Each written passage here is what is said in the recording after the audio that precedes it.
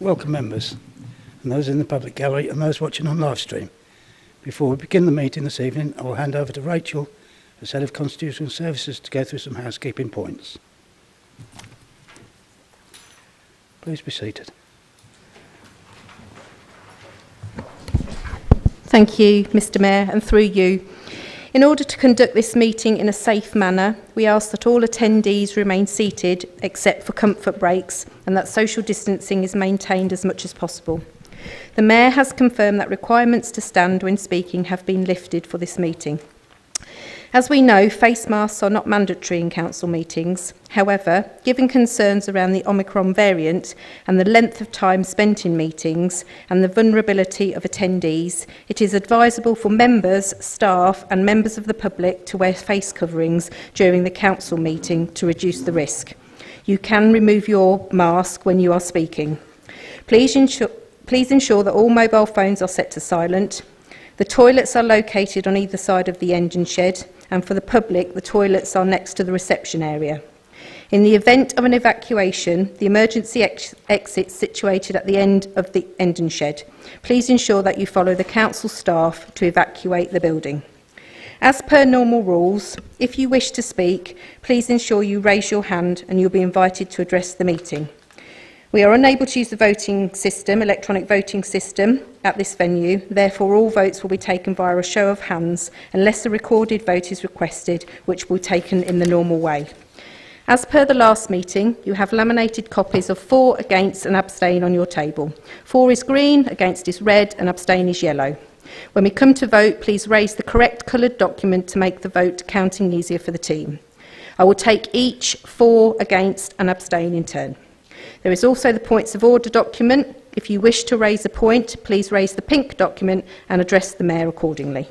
Finally, I would like to remind members that this meeting is being live streamed, so please make sure that when you speak, you are using your microphone.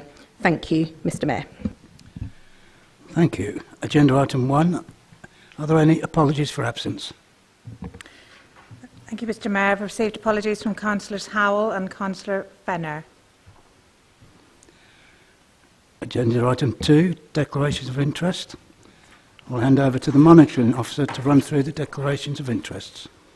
Members, I've granted a general dispensation for all members should they have any pecuniary interest that enables them to debate and vote on the budget item later in the agenda tonight. Any member who is more than 2 months in arrears with council tax must declare this now, as this will affect your right to vote on the budget item.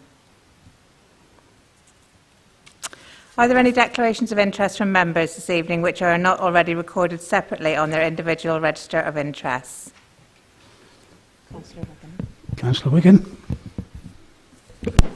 Thank you, Mr. Mayor. This is in relation to Councillor Iqbal's motion on the Windrush scheme. It's already in my declaration of interest that I am employed by the Passport Office, which is part of the Home Office. I've consulted with the monitoring officer on this item, who has advised me that because I feel there is a conflict of interest, I will not be taking part in the debate or vote on that item. However, I do not need to leave the room to do so. Thank you. All the declarations. Thank you. Oh, beg your pardon.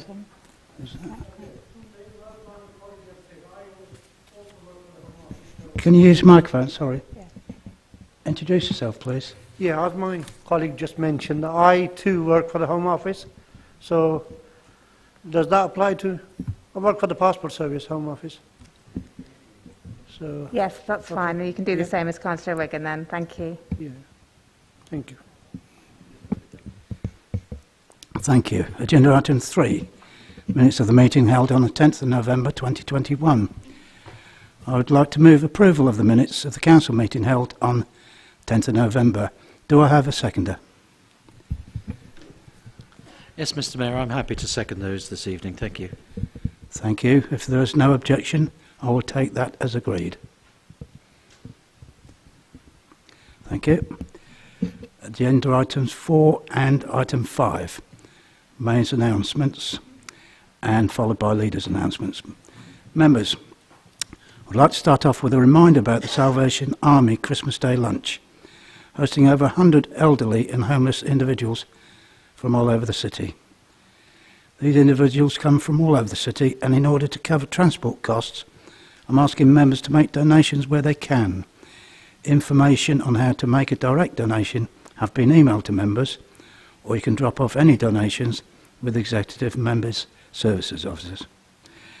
And I would also like to bring to members' attention a Valentine's dinner that will be taking place in February. More information on this will be sent through to you shortly, so please keep an eye open for that. Councillor Fitzgerald, I understand you have an announcement this evening for which I can extend speaking time to 10 minutes. Indeed. Thank you, Mr. Mayor. And much has been said already about what I'm going to talk about tonight, and many colleagues will feel the same way, and indeed you'll be hearing no doubt from others. But so I'd like to thank you for allowing me the time to speak. So it is with a heavy heart I sit here, or stand this evening, but I am sitting, to say farewell to our outgoing Chief Executive, Gillian Beazley, and to pay tribute to the significant contribution she's made to our great city. But members, may I just start with something? She's a cold woman. And I'll elaborate why. Because if there is a radiator anywhere in the council, you'll find Gillian sat on top of it. Because she does not like the cold. One of the positive things about Gillian going is our carbon footprint will be halved. And the amount we will save in heating costs will be enormous. That might go some way to sorting our financial budget challenges. But even in a social setting, as my colleague Councillor Ayres will attest, you will find Gillian parked next to the radiator or anything else warm. She comes into my office, which is generally has no lights on and no heating, and complains bitterly that I must march down to her office, which is much warmer.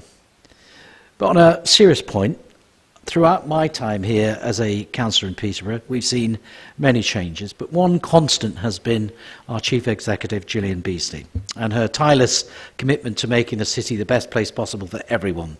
As my colleague over there, Peter Hiller, said earlier this evening, when recommencing, or recommending, I should say, her to receive the Freedom of the City, which, for those that weren't able to join, that was granted. So, you know, we did ask, is she going to get a flock of sheep as a leaving present? Now she has the right to drive them over the bridge.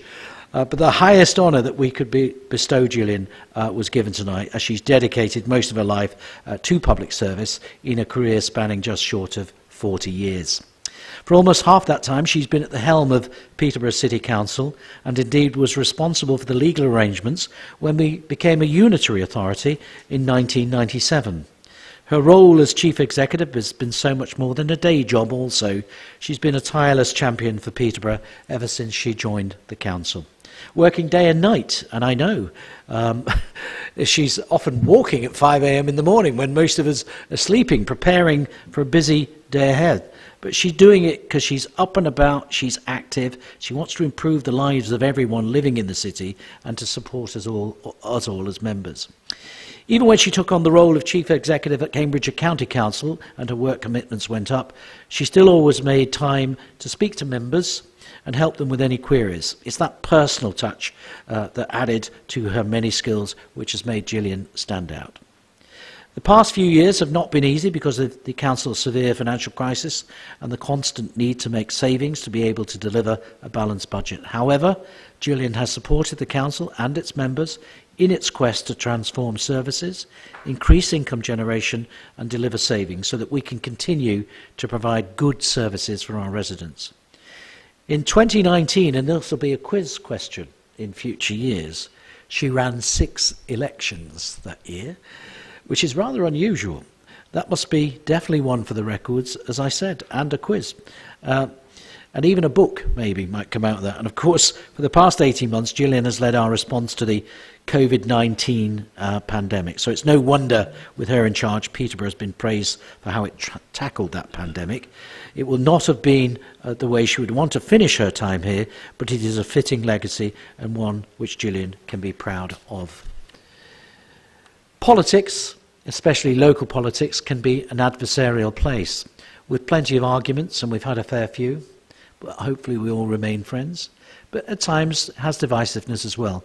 But Gillian has always risen above this, and judging by the responses when she announced her retirement, she's managed that rare thing of uniting people from all political persuasions. Maybe instead of retiring, she should be running for higher office, perhaps. She can also be proud of the way she's brought communities together, spending many hours engaging with leaders and attending events during evenings and weekends, when it would have been so easy to go home and put her feet up after another long day. She's made lasting friendships with people from so many of our communities, friendships which I'm sure will remain. And it's also a time, and I know she looks forward to it, her daughter recently married, and she's looking forward to grandchildren and spending more time with her family, which I know she's very keen to do. But she's also been to many charity fundraisers, too many that we can mention. She's carried out raising thousands of pounds for important causes. Many of us will remember her abseiling down the side of our cathedral 150 feet as part of the Peterborough 900 campaign, helping raise money to improve facilities for visitors and worshippers at the cathedral. Like everything else, she did this with a smile on her face. I and so many members and officers over the years have enjoyed working with Gillian. She is kind and courteous and able to work with people from all backgrounds and unite them together.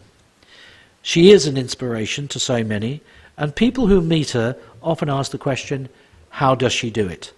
Managing 2 councils and being a friend, a mum, sister and daughter, to be honest, I've no idea, and I've been watching it all for 16 years as a member here myself, and Nick and others.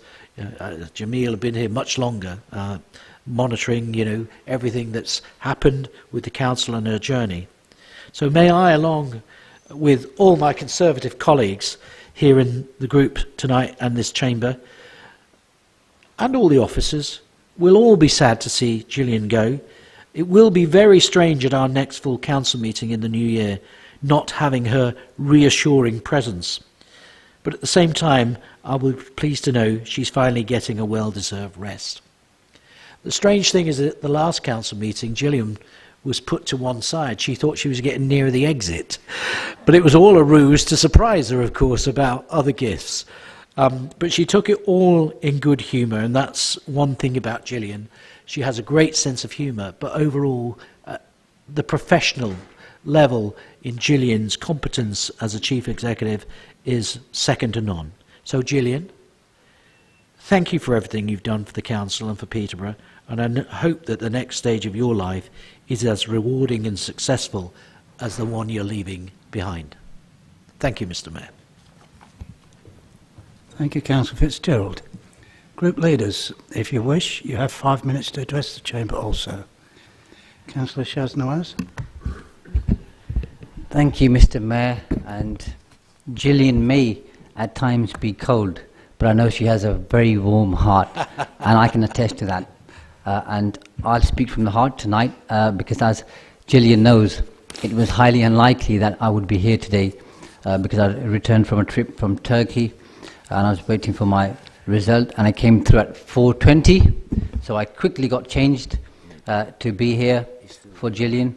And I'll start with a quote from Theodore Roosevelt, who said, "People don't care how much you know until they know how much you care."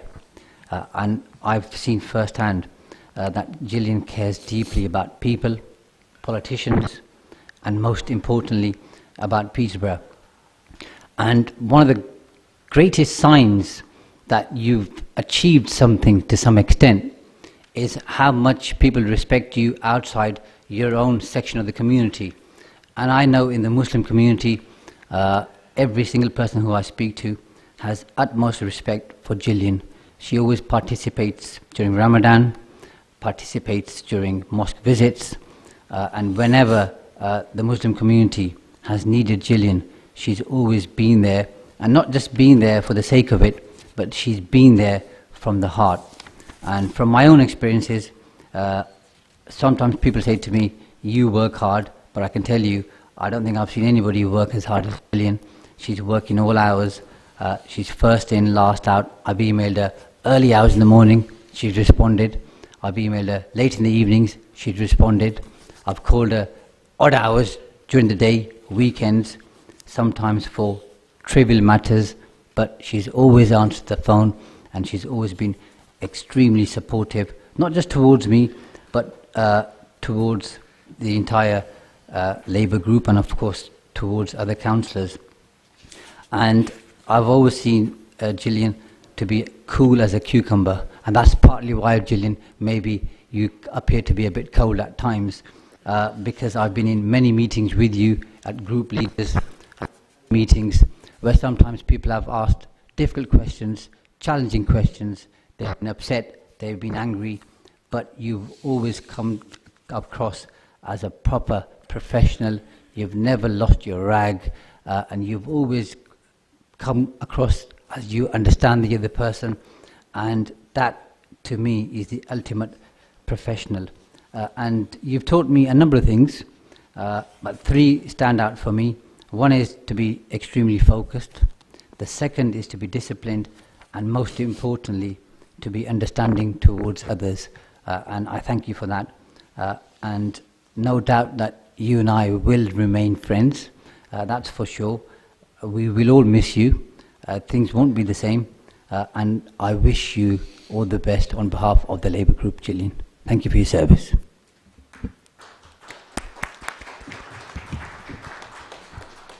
Thank you, Councillor. And Councillor Sanford.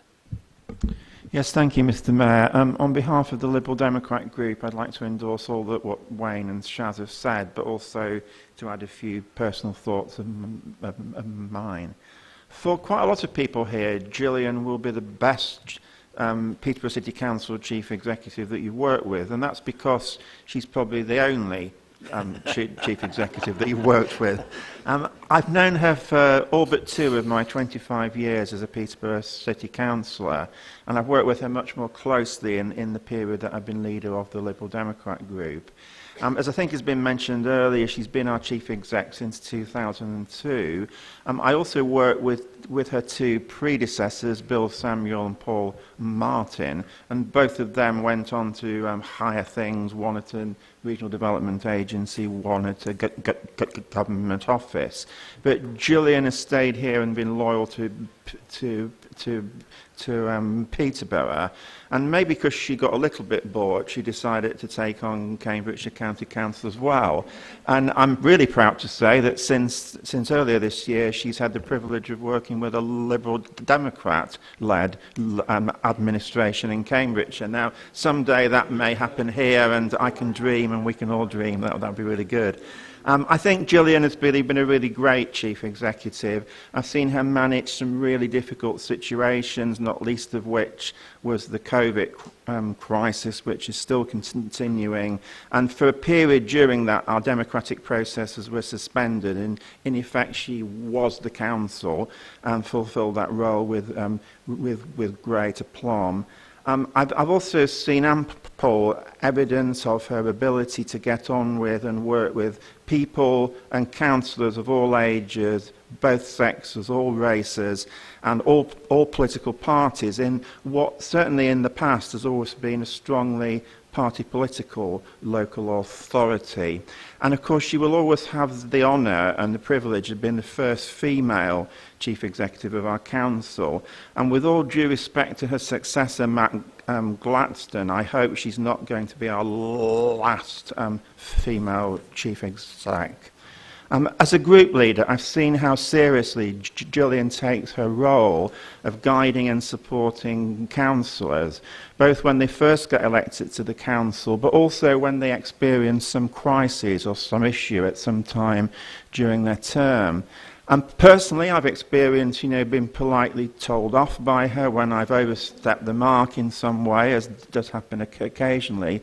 But I also recall really clearly one incident back in the year 2000 when she was prepared to speak truth to power and tell the truth about an incident where, as a young and inexperienced councillor, I was being subject to threats in a not very pleasant way by a senior councillor in an opposing party. I've seen also at first hand Gillian's passion for the natural environment, and it's perhaps rather fitting that at our last full ordinary council meeting we have not one item about trees but two items of trees, and currently Gillian's very active in promoting the Queen's Green Canopy, which I have to admit as an ardent Republican does give me a few conflicts, but I generally come to the conclusion that planting lots of trees has to be a really good thing. Gillian is going to be missed by all of us, I'm sure. And I think, going back to what happened earlier, of all the people to whom we've ever given the freedom of Peterborough, she must rank as one of the most deserving. A real iconic figure in Peterborough, who will sit alongside people like Wyndham Thomas, Peter Boyzo and Charles Swift.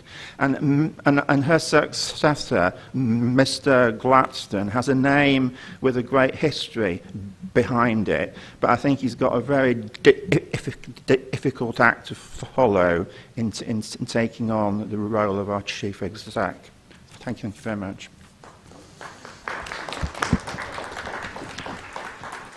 Thank you, Councillor. And Councillor John Fox.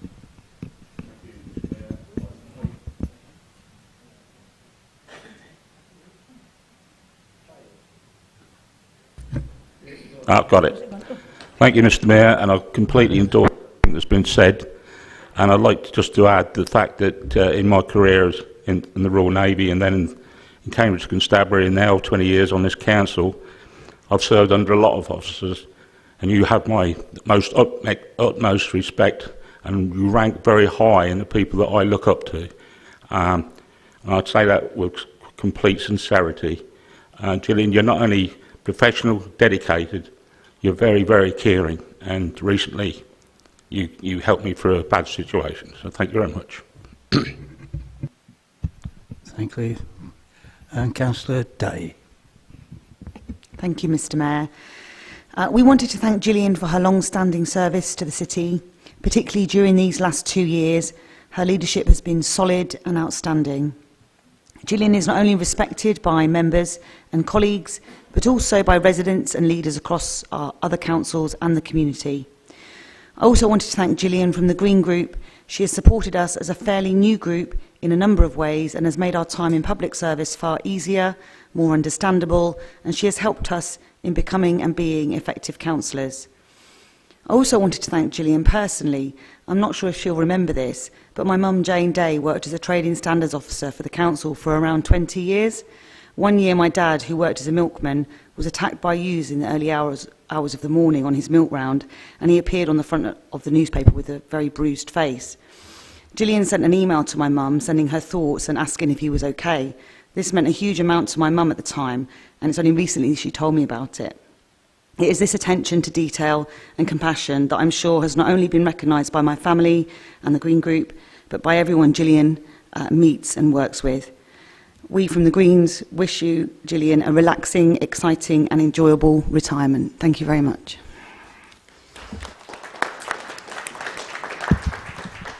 Thank you, everybody. And now agenda item number 6. That's questions with notice by members of the public. We've had one question submitted by members of the public this evening. Lady Colette Francis, would you like to ask your question relating to the decision-making process for a planning application? Yes, please. Am I going to stand over there? I was told to stand over there. Yeah,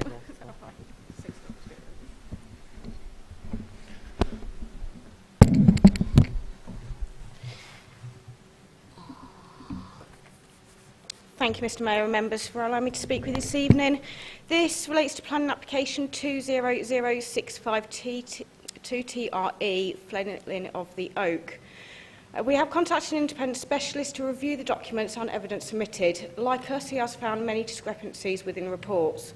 To name but a few, the tree itself measures 1.64 metres, not 1 metre in diameter, as stated, along with fabricated measurements of a tree that hasn't existed since about 2013. So this raises concerns of the overall accuracy of any measurements within the report. Moisture and demand and zone influence has also been left out of the report, which would become a practice where subsidence is suspected.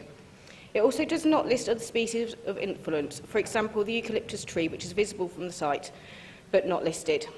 This has a staggering influence of 22.5 metres and is a very high moisture demand. Suspected subsidence. Level monitoring from the report suggests a positive figure, which would actually indicate heave and not subsidence. Clay soil, unfortunately, does contract and expand with the seasons and moisture content. That being said, having matched the level records with the weather records of the Cambridge NIAB weather station... Sorry, Councillor Hiller, you have a point of order? Yes, a point of... I'm not sure what it is. Is it a point of information? No, Councillor Hiller, sorry. This is not the time for point of order. To be honest, Mr. No, Mayor... Councillor Hiller, please, desist. This is not the time for point of order. There's no question. You can do that in your question, in your answer. Thank you. Sorry. Continue. Thank you, Mr. Mayor. So that being said, having matched level records with the weather records from Cambridge NIAB weather station, the measurements would be in line with this. The conservatory, the original planning application 9801011 FUL states in condition 9 that no domestic enlargement shall be constructed within plots 4 or 5 other than those expressly authorised by this permission. Whilst we understand the conservatory was built some years ago now and not by the current owners, we wonder why this has not been raised. The conditions set out not only there to protect the ancient tree but also protect the property from damage. Planning and environmental meetings. Unfortunately, this consultation period also fell within the COVID pandemic, which brings me to my question. How did this informed decision come to be made? Given the previous meetings were cancelled, with only meeting in May was on the 12th, to which the only discussion was to put in a temporary measure to allow the head of planning sole authorisation to pick the agenda, with a mere 48-hour window to raise concerns by members, nor was this item raised in meetings in June or July. If this planning application had been discussed, then it should be made available in the public record minutes to give those a chance to raise their own concerns. Furthermore, your written reply to the petition contradicts documents. It states planning was decided on the 16th of July, when it is signed off as the 3rd of July 2020. On the application, that T1... You must close now. Your time is up for speaking. However, I was actually interrupted, so I have actually timed myself. It comes to 3 minutes exactly. If you wouldn't mind. I am nearly finished. Okay. You continue, please. Thank you. The T1 was failed 18 months prior to application, despite this also having a TPO. This was failed in around 2013, as Mr Hopkins and Mr Elmer had returned home from holiday, I remember clearly, seeing it as it could be seen from their property. You also state that the council didn't know it was their tree, the tree was theirs until January 2021. But you still decided that it was your responsibility to fell it in 2020 after a planning application was made for 9 Barnard's Way, not Blind Lane, where this tree is situated. Thank you. Thank you. I paused there because what the normal practice is for the clock to stop, and unfortunately it didn't this time, so I apologise for that. Councillor Hiller, can you please respond? I'm sorry, Mr Mayor, no I can't. I listened to that diatribe. Was there a question in there? I absolutely no idea. I'm sorry, Mr Mayor. And if I'm at fault, then I'm at fault. But that was, in my 16 years as a member, I've never heard anything like it. Thank you, Mr Mayor. Lady Francis. If he would like, I do have a printed copy for him. I have a couple of printed copies along with the reports. I do have a supplementary question. That might be difficult to answer if he can't answer the first. No, that's okay. Right. Councillor Hiller, the question is in the order paper. Shall I quote from that? Yeah, I'll quote from this. Given all the evidence available, with the COVID pandemic in 2020, please could you explain what decision process you used to come to the informed decision to grant the planning application as quoted? Or Councillor Harper. I'm very happy to answer that question, Mr Mayor, and thank you for reading it out. In answer to Lady Colette Francis's specific question about the decision process, I can tell her that in accordance with best practice guidance and following all due council process, including public consultation, the application was assessed by a delegated planning officer with the appropriate arboricultural knowledge and experience. In considering the application, the officer will have aimed to assess the amenity value of the tree and the likely impact of the proposal on the amenity of the area, and, in light of his assessment, consider whether or not the proposal is justified, having regard to the reasons put forward in support of it. In addition, the officer would be required to consider whether any loss or damage is likely to arise if consent is refused. Naturally, the greater the impact of the proposal on the amenity of the area, the stronger the reasons needed before consent is granted. In short, Lady Francis, for this tree, a valid application was submitted, due process to consult was undertaken, and a valid decision to fell was reached, which is still valid. The second part of your question about the COVID impacts, there were no COVID impacts or alternative processes arising due to the pandemic in this decision-making methodology. Councillor Harper may wish to comment, but I think I've answered your specific question. Thank you. Thank you. And Lady Francis, do you have a supplementary? Yes, I do. Just to query, you say there was no influence in COVID, but meetings were cancelled. You can see in the minutes that the only one in May was to give Head of Planning sole authorisation to pick the agenda. This wasn't discussed in May, June or July. Along with a supplementary question, I'd just like to inform you that we have requested a legal review into the denial of the request of the the structural report with the right of access under the Freedom of Information Act 2000. Lady Francis, could you go straight to your question? Sorry. Given this is heave and not subsidence, as seen in your own reports, would you not agree that this issue has been caused by the removal of T1 in 2013, along with the neglect for many years of the drainage ditch along the back of the property? Would you also agree that removal of T2 would aggravate this issue further, as it will no longer be there to remove the excess amount of moisture, risking much greater damage to the property? Thank you. Councillor Hiller? No, I wouldn't.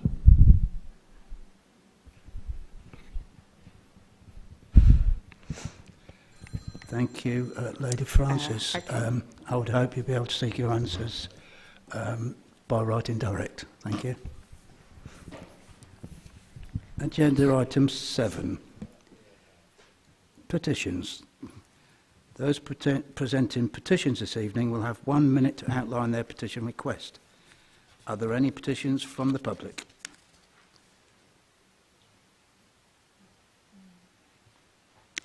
That's a no then, thank you.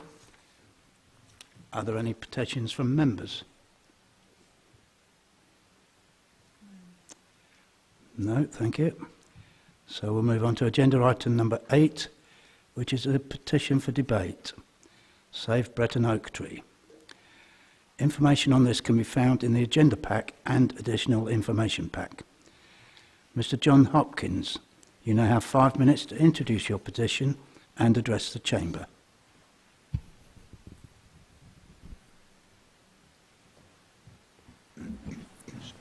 I'm nominating Richard Elmers to speak on my behalf. Thank you. Thank you.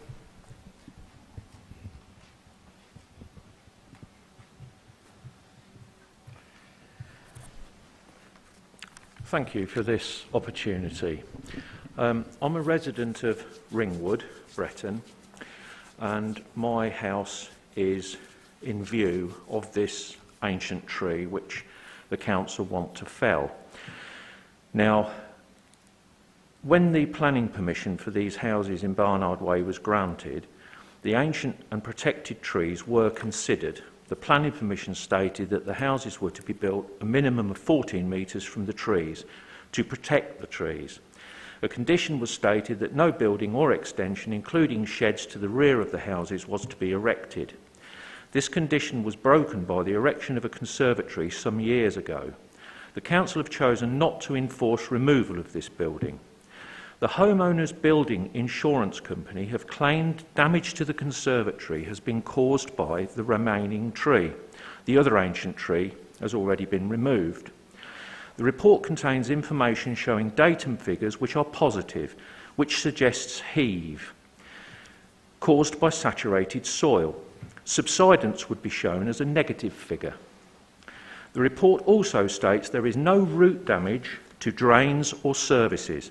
This is because an ancient tree is very slow growing and the roots have not increased in size significantly since the house was built. Removing the remaining tree would cause the soil to be more saturated and potentially make the problem worse.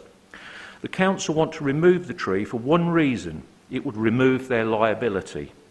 It would not, however, solve the problem of heave. The council are not actually responsible for heave. Repairs under heave would be taken by the householder's insurance company. Now, the council have issued a statement saying that there may be potentially the possibility of damage to other houses, but there is no mention of this in the report, and there is no record of any other homeowners or insurance companies having filed any claims.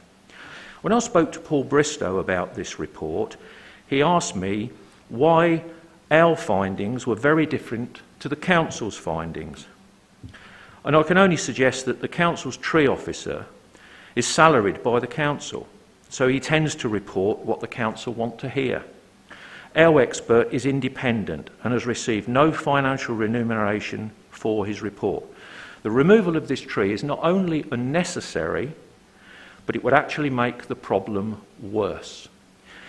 Blind Lane had, in 2011, 5 more trees on it, one of which was also an ancient oak. Over the years, we have lost them all. Enough is enough. You are supposed to be an environmentally aware council. You keep saying that you want to plant trees. Planting a new tree will take 50 years to have any effect that this oak has. It is a keystone species. It can be saved and the house can remain. No one is asking for the house to be knocked down. No one is asking for the conservatory to be removed. We are asking that the council look into this properly and take a correct decision and save the tree for the people in Breton. We have a petition. We started one petition. We got over 2,000 signatures. The council refused to accept that because it wasn't on their platform. So we then started a petition on the council's platform, and we have reached over 600 signatures. Far more people in Peterborough want to keep this tree than want to remove it.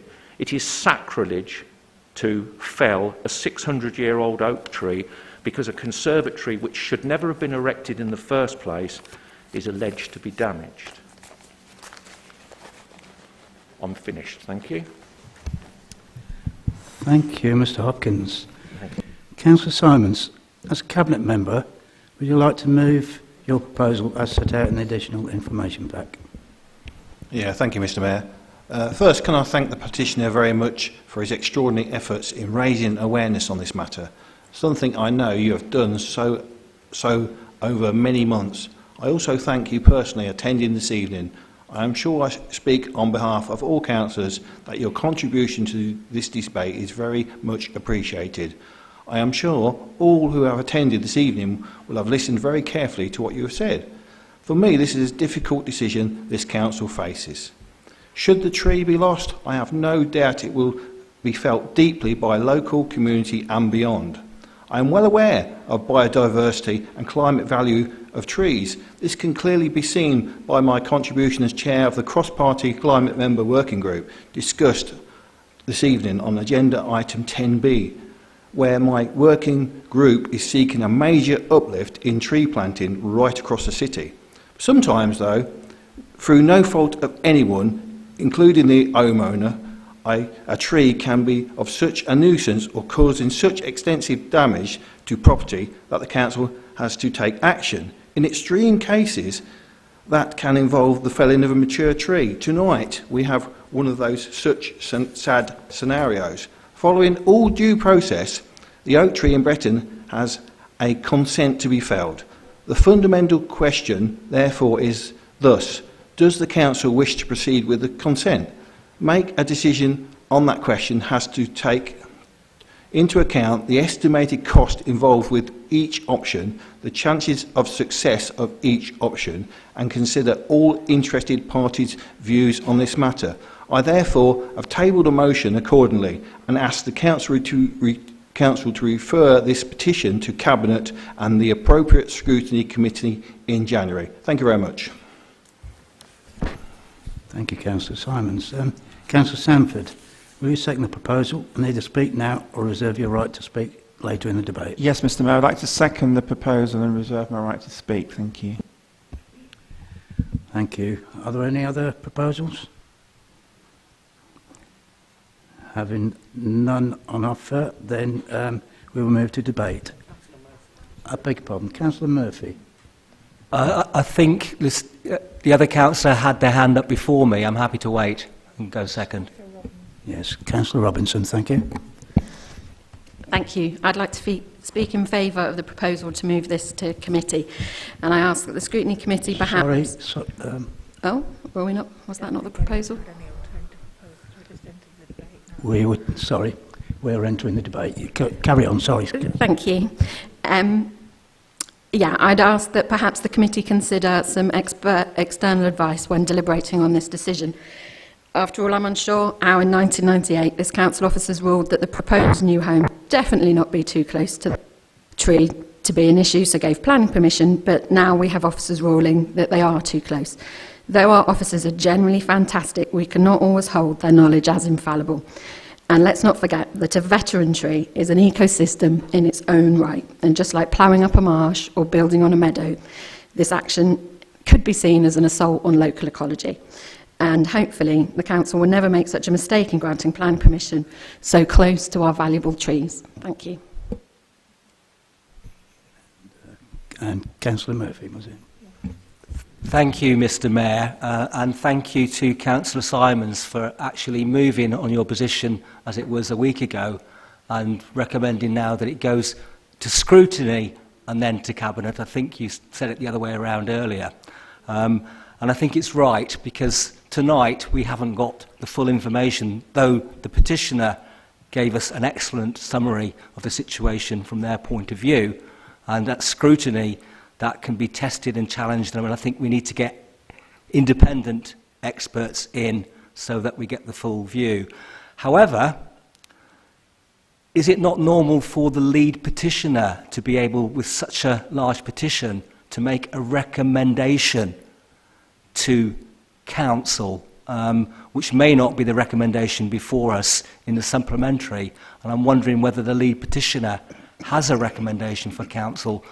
Would it be that you want council tonight to decide not to pursue the order to remove the tree until it's got further information, or not at all? I don't know. I'm just opening up the debate here. I am pleased that we've moved from having a recommendation from the administration to remove the tree to having one to have a further look at it. But I'm wondering if the lead petitioner has a recommendation. You may recall on Rhubarb Bridge and other things, lead petitioners made quite clear to us what they wanted from their petition. Thank you, Councillor Murphy. Unfortunately, we are currently discussing or debating Councillor Simon's alternative proposal. I'm now going to call on Councillor Day if she would speak. Thank you. Thank you. We as the Green Party value trees, the biodiversity and ecology they establish and promote. We welcome this item being referred to the Growth, Environment and Resources Committee. Initially, we've obviously read the reports from the council officers, but we're also aware of what's been said tonight, that when 9 Barnard Way was constructed, there was a stipulation to restrict further development towards the tree. And the original owners contravened this by having a conservatory put in place. So, yeah, we would like to see this matter referred to the committee with independent expert advice being consulted on. Thank you. Thank you, Councillor. No other speakers. Can I call on Councillor Sanford, who reserved his right to speak? Thank you, Mr Mayor. I'd like to support the proposal Councillor Simons is putting forward, and I'd like to see it go to the Environment Scrutiny Committee, but with the committee giving people an opportunity to speak at the meeting and having all the relevant information before them. I don't have time to talk about all the benefits that trees provide for us, but let's start by giving us oxygen to breathe, shade in the summer, absorbing water after periods of heavy rainfall. So trees provide a massive amount of ecosystem services, so we need to plant many more of them, but we also need to protect the ones that we already have. And the council has admitted that if you use a method called CAVAT, that this tree has a value of £330,000. There is a paper on the council's own planning portal from the insurers which says that if the council retains the tree, it could cost up to £75,000. Higher figures have been quoted, but apparently these come from reports that we're not allowed to see. We have seen a report from a company called Ethical Arboriculture, which shows that in their opinion, the damage could be caused by not by subsidence, but by heave, and that removing the tree will make the situation worse. So, Mr Mayor, we've seen a lot of figures, a lot of reports, but I'm now going to stop talking about trees and start talking about council process. Because this tree preservation order was overridden by one council officer applying to another council officer without it going to planning committee. That is not an open and democratic process. We have a structural surveyor's report which has been shared with some councillors, but not with others. We're told it contains confidential information which councillors aren't allowed to see. So if the council can't make that report public, why don't they commission their own report, written in a way that we can see? This case has become iconic to some extent, and these cases are happening all over the country. What people are all over the country are becoming more aware of the importance of trees. What we need is for the councils and for the courts and the insurance industry to catch up. And sometimes, you know, you have to draw a line in the sand. You have to stand up and argue not for what is the easy option, but what is the correct option. To recognise that in a climate and ecological emergency, large-scale felling of trees that are hundreds of years old is just not right, not acceptable, and will have consequences. This tree and thousands like it have been serving the people of Peterborough for hundreds of years. This one now needs our help. Let's not stand by and see it needlessly destroyed. Thank you, Councillor Sanford. Mr John Hopkins, you have 3 minutes to respond to any issues raised in the debate. Beg your pardon, yes. Is that Mr Brown? Mr Elmer, sorry.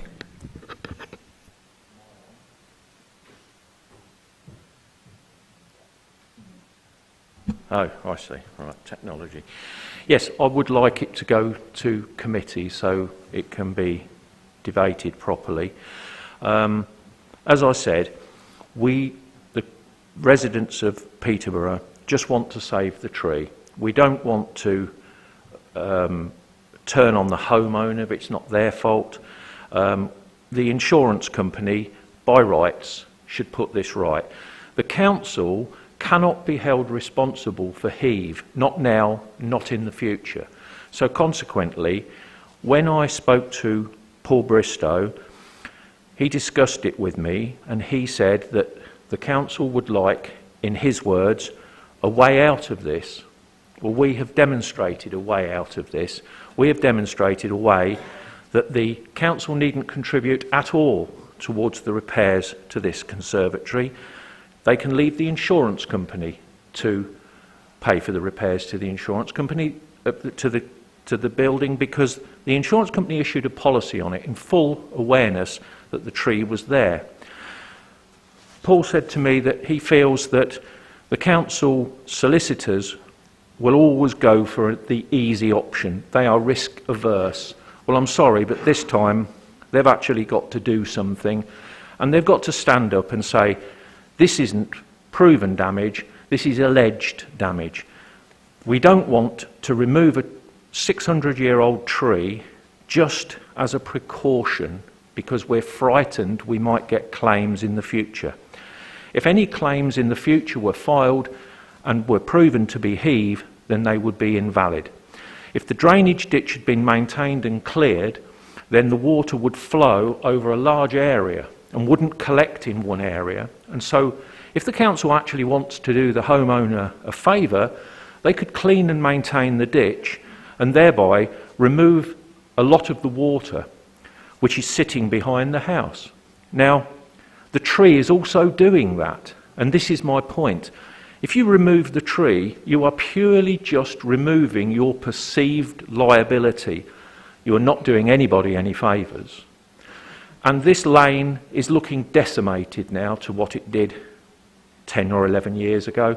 We have lost so many of our ancient trees, and it's time to stop. It's time to stand up and say, no, the tree is not proven to be the problem. We are not removing it as a precaution. And then the council need to decide whether they are liable because they granted planning permission in the first place, because these houses were built 10 years after the original estate.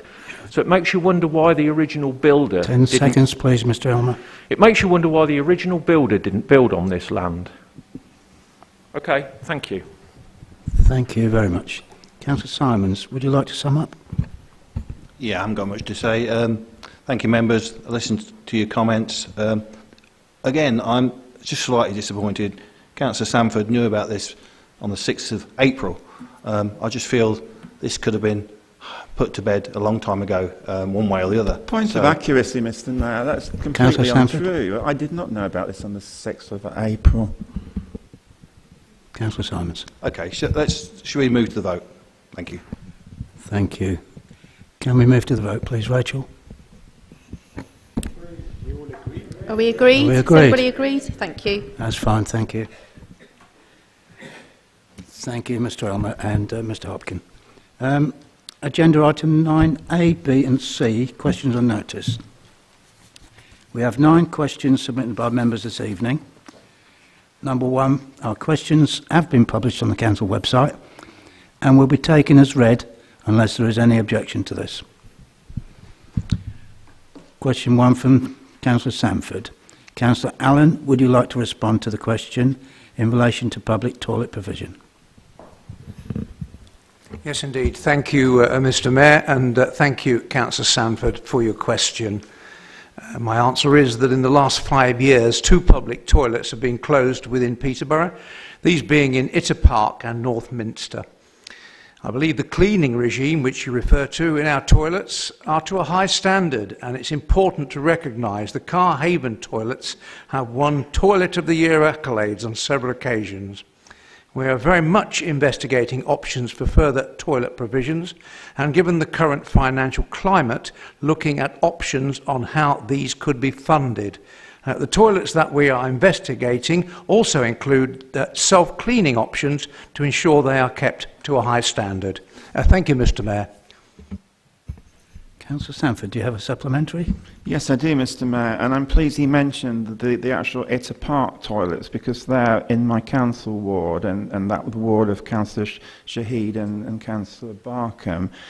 These have been closed for quite a number of years, and it's really ironic that they've just been refurbished when they were closed. Now, I understand there are issues about cleaning the toilets, but what local people keep asking me is, you know, what is the point in having toilets in a brand new condition in a park that's heavily used by members of the public? And, you know, could I ask Councillor could I ask the councillor if he could liaise with his colleagues and try and find ways of getting these toilets open as soon as we can?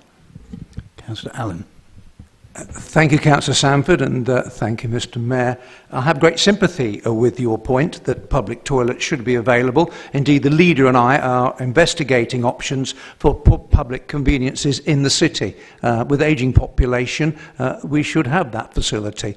With regard to the specific point about Itter Park, I think I'm quite happy to take forward your proposal, but I'd also say you should think along the lines of think communities perhaps, and see if any local residents and park users, the park user group, could perhaps assist with the cleaning in the short term to move that forward. Thank you. Question 2. Councillor Allen, would you like to respond to the question from Councillor Murphy in relation to temporary accommodation? Indeed. Thank you, Mr Mayor, and thank you, Councillor Murphy, for your question. Although the government's Everybody In initiative ended early in the year, the council have continued to provide accommodation to anyone who was eligible for homelessness assistance and accommodation at that time, as well as any new rough sleepers that have been identified.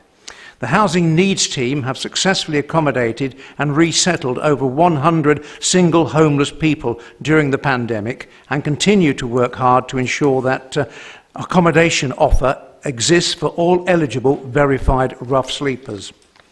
At the peak of the pandemic, we were accommodating 130 individuals in hotels across the city. The team have been successful in bringing that number down to single figures, and indeed just last week we had no families being accommodated in B&B at all. Unfortunately, since the UK left the EU and the transition period ended, we're unable to offer the same service to those who are ineligible for assistance.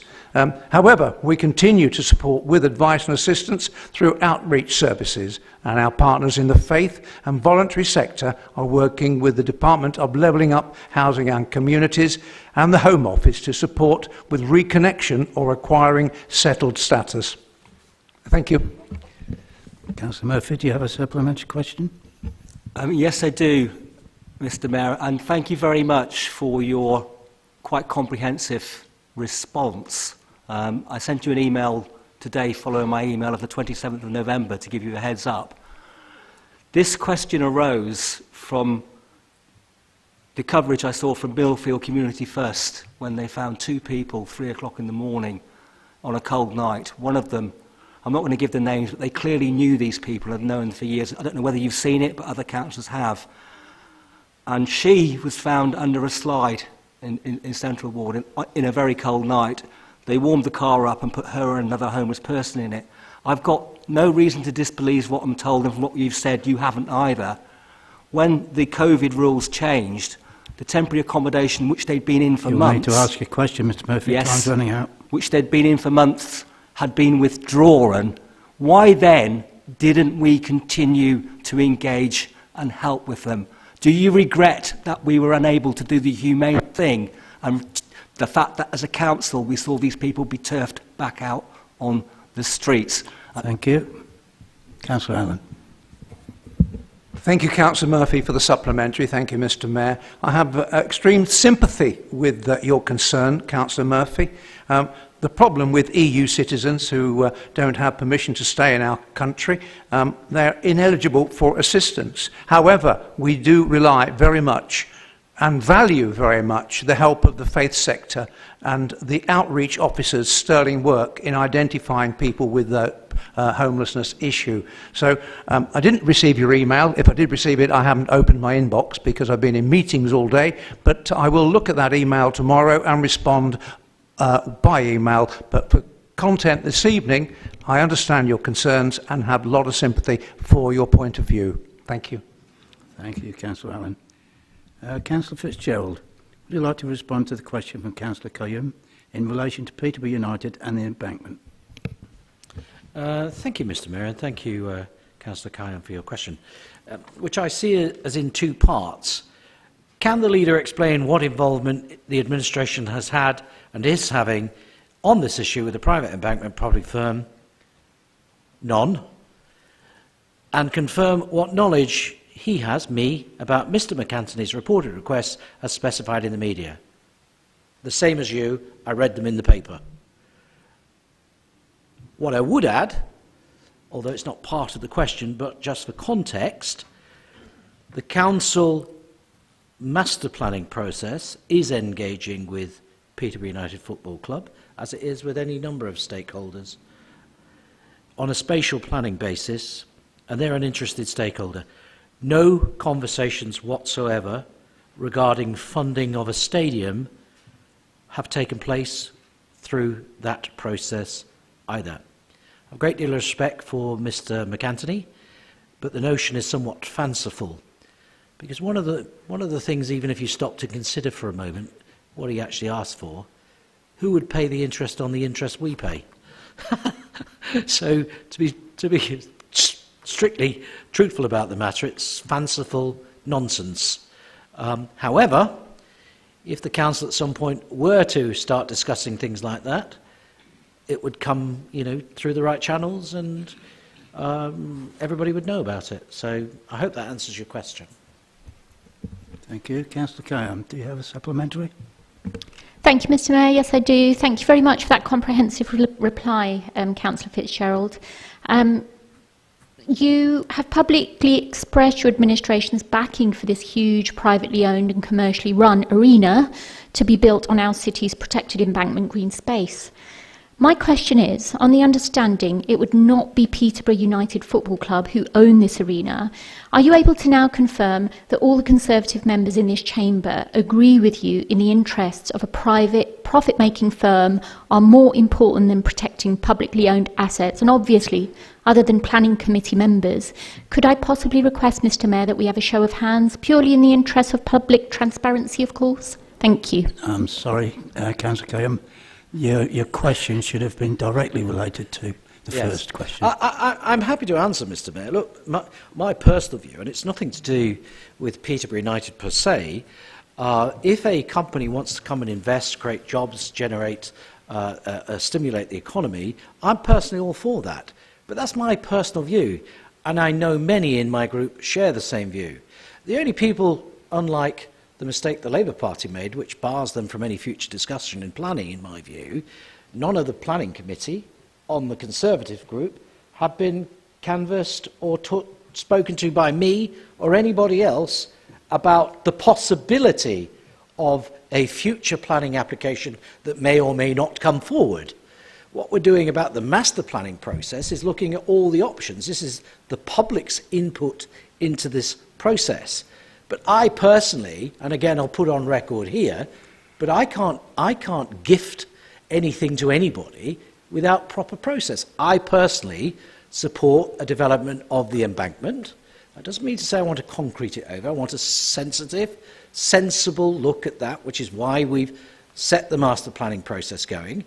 And I would support a multi-use arena that may also be the home to the football club, which is being mooted. That's my personal opinion. I'm entitled to it. I understand the Labour Party have actually come out against such a development. So I'm perfectly happy to stay on record, but I'm not going to talk for members of my group. They can do so themselves on an individual basis, or should a planning application come forward at some point. Thank you, Mr. Mayor. Thank you very much, Councillor Fitzgerald. Question 4. Sorry, Mr. Mayor. May I is that a point of order? It is, yes, sir. Point of information. There was something in the press that I shared to demonstrate or share with the public that the Labour group were not in favour of Peterborough United moving to the embankment. However, Councillor Harper pointed out that that would preclude members on the planning committee, and I responded by saying that those members were not part of that conversation. So although Councillor Fitzgerald says those planning committee members would not be able to enter into that conversation when it comes to planning committee, I think he is wrong. Mr. Mayor, then I'll offer a point of personal explanation. My point is the public may conclude, as you said all, and then realise you'd made a mistake to correct it, but there will always be a doubt about the impartiality of your members going forward on that issue. Right. Let's move on now, thank you. Okay. Question 4. Councillor Coles, would you like to respond to the question from Councillor Wigan in relation to Peterborough United Football Club? Thank you, Mr. Mayor, and Councillor Wigan, thank you very much, and I apologise that we've been preempted somewhat by the previous question. But just to formally give you an answer to your question, the Council has not been informally asked this question, neither have I been approached by the football club about an interest-free loan to fund the building of a new stadium. With regards to any request for loans from the Council by the football club, the present financial position that the Council finds itself in is that this is not possible. If the Council were to offer a loan to any commercial organisation, it would not be an interest-free loan. It would need to be at the appropriate commercial rate. It would also need to be for an appropriate purpose, and have the required security to protect the Council's investment. Thank you, Mr Mayor. Thank you. Councillor Wigan, do you have a supplementary question? Yes, thank you, Mr Mayor. I thank Councillor Coles for his answer and also Councillor Fitzgerald for his answer previously, which covered the same points. I have a lot of respect for Mr McAntony. He's done a lot of brilliant work for the football club if you compare where they were a decade or two ago.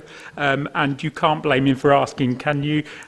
It makes business sense to ask us, can we ensure as a council that the football club are made aware of our financial situation if they're not already? Because, as has been pointed out, we can't afford to pay the interest on any loan. We've seen with other developments that we've made money on them by charging a competitive interest rate. That makes sense for the council, but just giving money away doesn't. So can that be clearly communicated, please? Councillor Coles?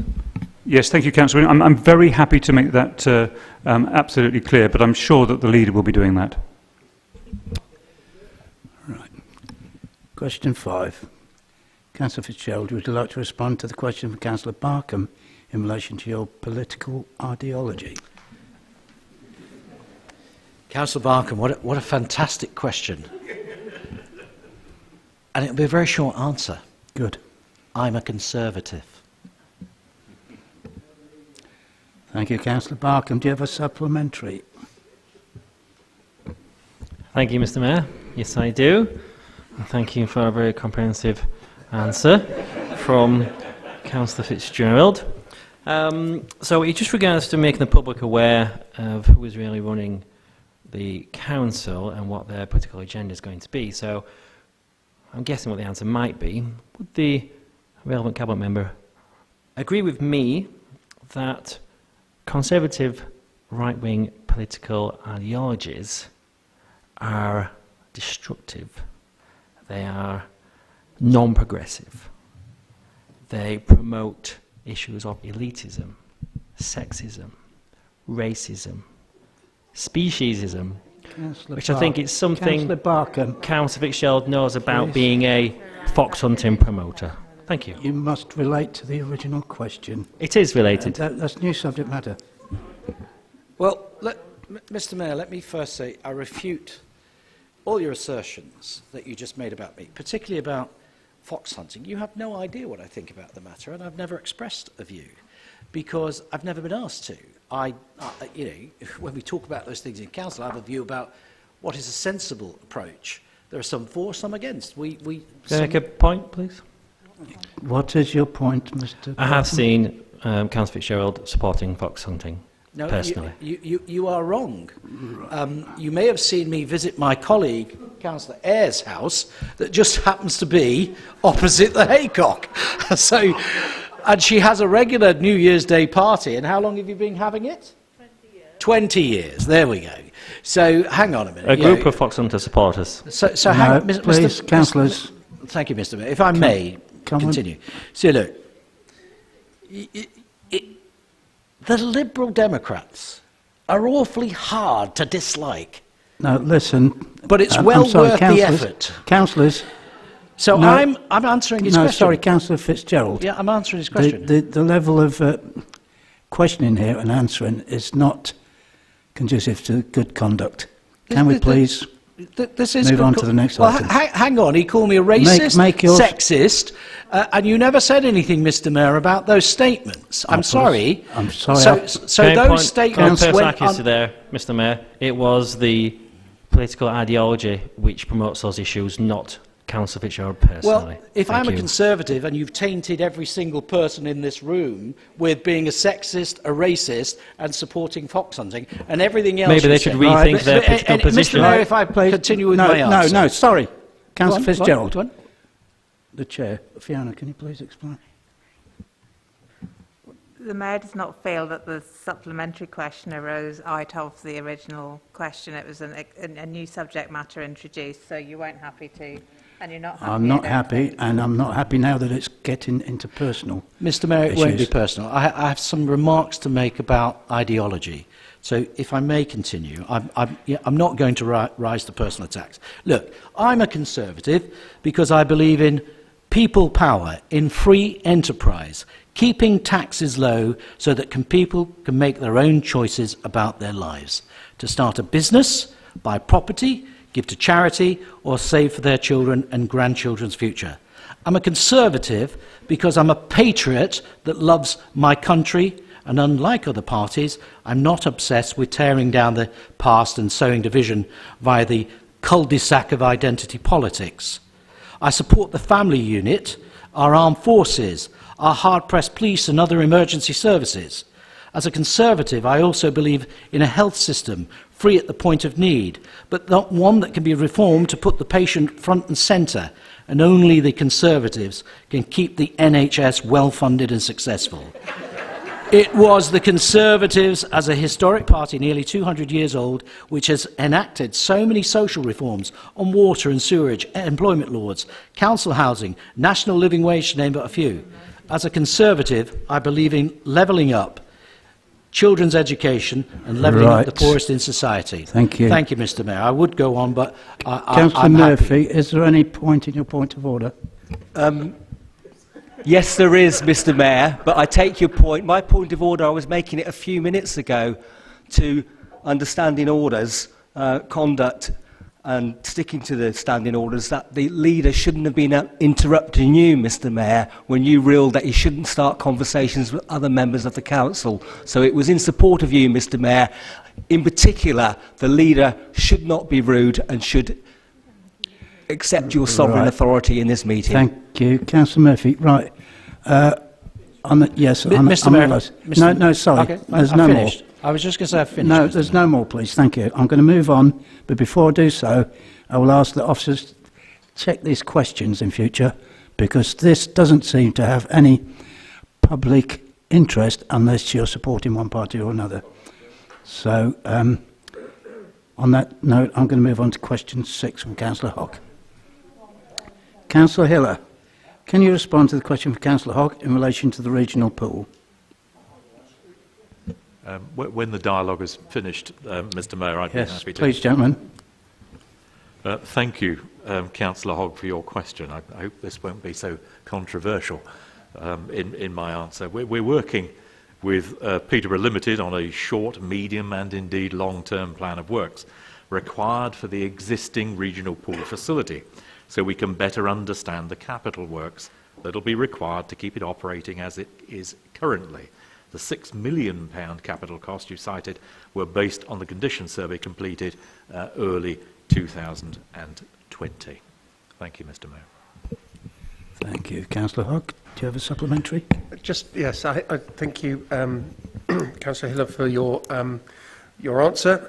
Just to kind of drill down a little bit on that, are you anticipating that that the £6 million capital cost that was identified in 2020 is going to go down substantially or go up substantially, or do you think that it's going to be about the same? The point I'm trying to make is that was this estimate a kind of a Rolls-Royce solution to the pool, and that maybe we can bring that figure down as much as possible, considering our financial, but yet keep the pool open. And clearly that has to be a priority, that we do keep the pool open for the citizens of Peterborough. Thank you. Councillor Hiller? Yeah, thank you, Mr Mayor, and I thank Councillor Hogg for his supplementary question, and my natural answer to that would be, I guess, supported by the majority of members, if not all members, in here this evening, with obviously a publicly accessible pool is an important and much valued element of the sports and leisure offer in the city. So without an immediate prospect of an alternative, I suggest all efforts need to be made for its retention, its maintenance and hopefully its improvement. Thank you, Councillor Hogg. Thank you, Mr Mayor. Thank you. And whilst I've offered you the floor, Councillor Hiller, could you answer question 7 from Councillor Hogg again in relation to the embankment master plan? Yes, of course I can, Mr Mayor, and I thank Councillor Hogg again for his second question to me this evening. The options recently proposed at the public consultations do explore the possibility for the track to be relocated to potentially reprovision more land in the north of the embankment. This would include room for a growing university, which is a long-standing priority and need for the city and is really gathering momentum to enhance our educational and skills access and further education attainment. The reason for this is that the land at the embankment is obviously finite, and if we're to safeguard much of it as a green asset for the city and for other technical reasons which planners take into account, including heritage views and ecological and environmental considerations, only some of it will be suitable for built development. The track is land hungry, and it's also located in a less sensitive location when those factors are taken into account. The independent team held an early briefing session for group leaders. Councillor Hogg, Councillors Fox and Nawaz attended, along with Councillor Fitzgerald and myself. I imagine Councillor Sanford was otherwise engaged, but it's a shame he didn't take the opportunity to forward that invitation to another Liberal, possibly yourself. At that very comprehensive briefing, there was, of course, the opportunity to ask any questions one might have. I must remind Councillor Hogg that these aren't the Council's plans or suggestions, as they are indeed a result of the initial public commentary and interpreted in the form of visuals for the further consultation and comment. The consultants, of course, welcome views on the track as a city asset and are working with the club and Athletics England Athletics, to understand how many and how users travel to the track and if a central location is absolutely necessary. I understand no alternative placing has been considered at the moment because, and I'll repeat, these suggestions are part of the current transparent embankment master planning consultation process and are just ideas for comment and consideration at this time, genuinely. As an element of this very open exchange of ideas, the consultants met with representatives of the club in November and also welcomed responses to the public consultations. In addition, the consultant team will set up a further meeting to discuss the track use and explore other options, including where the track could potentially be relocated within the city, if indeed that option is a favoured option. Thank you, Mr. Mayor. Thank you, Councillor Hogg. Thank you. Councillor Hogg, do you have a supplementary? I do have a supplemental. We've just heard from the leader about how the people carrying out the master plan what's the word I'm looking for? Process have been talking to stakeholders such as the football club, and yet it's been widely reported, that the athletics clubs were not given prior notice prior to the plans coming out, and they hadn't been engaged with about their needs for the track. Maybe you could kind of go into why it is that the football club seems to be getting, especially as they are currently on the site, and it is only the football club's ambition to be on the site, why they were getting a preferential treatment. Councillor Hiller.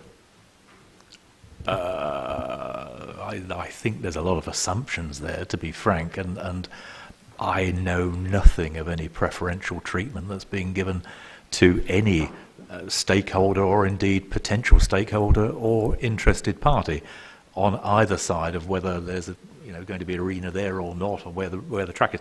My information is from officers that the club has been consulted, so I'm not sure. We seem to have a bit of a difference of opinion there, so we can drill down on that and find out whether they have or not. But the master planning process, in my experience since we first commissioned it, has been very, very open and transparent with proper public consultation. And as I alluded to earlier, one of the initial consultations was with group leaders. It's unfortunate your leader didn't turn up for whatever reason, probably working or whatever, but that post could have been reprovisioned for somebody like yourself, perhaps, that obviously has an interest in what happens to the embankment, as we all do here this evening. Thank you, Mr. Mayor. Right, thank you. We have 5 minutes left on this section. Councillor Allen, would you like to respond to the question from Councillor Sanford in relation to library opening hours? Thank you, Mr. Mayor, and I'll try and read quickly as we've only got a few minutes left. Thank you, Councillor Sanford, for your question. Staffed opening hours have been returned to pre-COVID levels. However, following the change in operator, we have taken the opportunity to review the unstaffed opening hours arrangements. Customers have fed back that they don't always feel safe and that many have been followed into a library by another person, and some older library users have reported issues using the technology.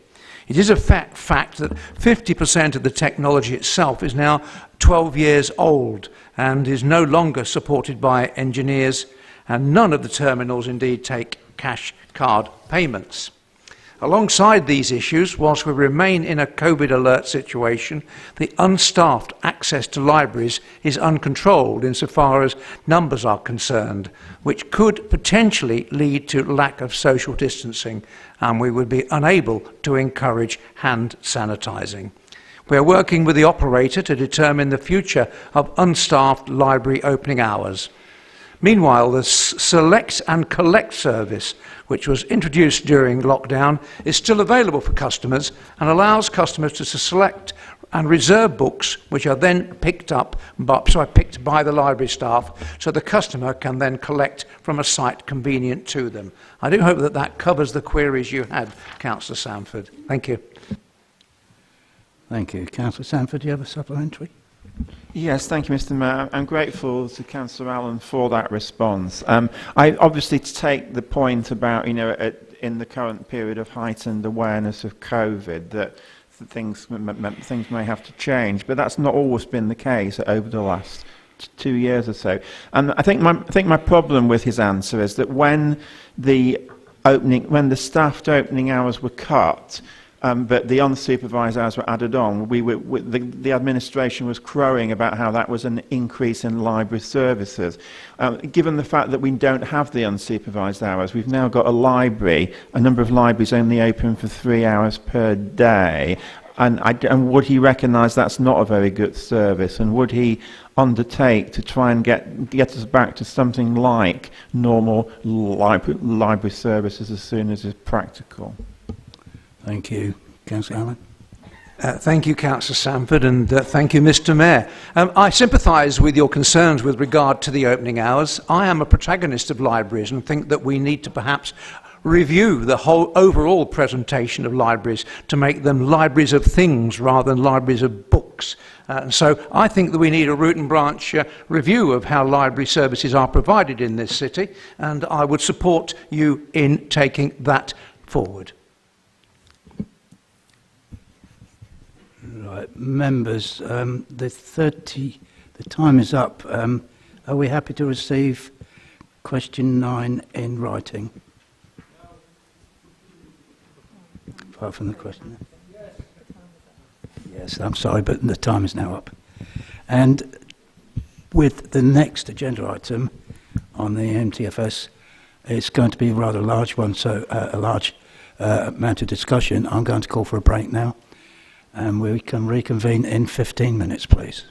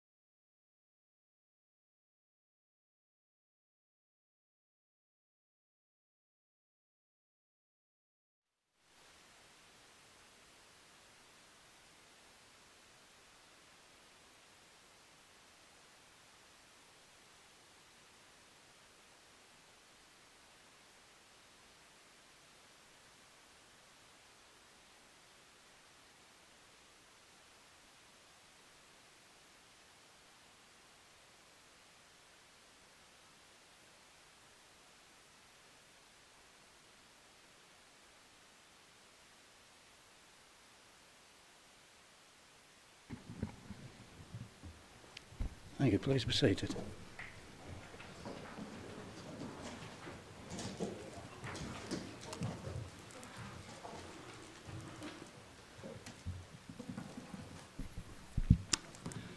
As we continue, agenda item 10A, Cabinet Recommendation.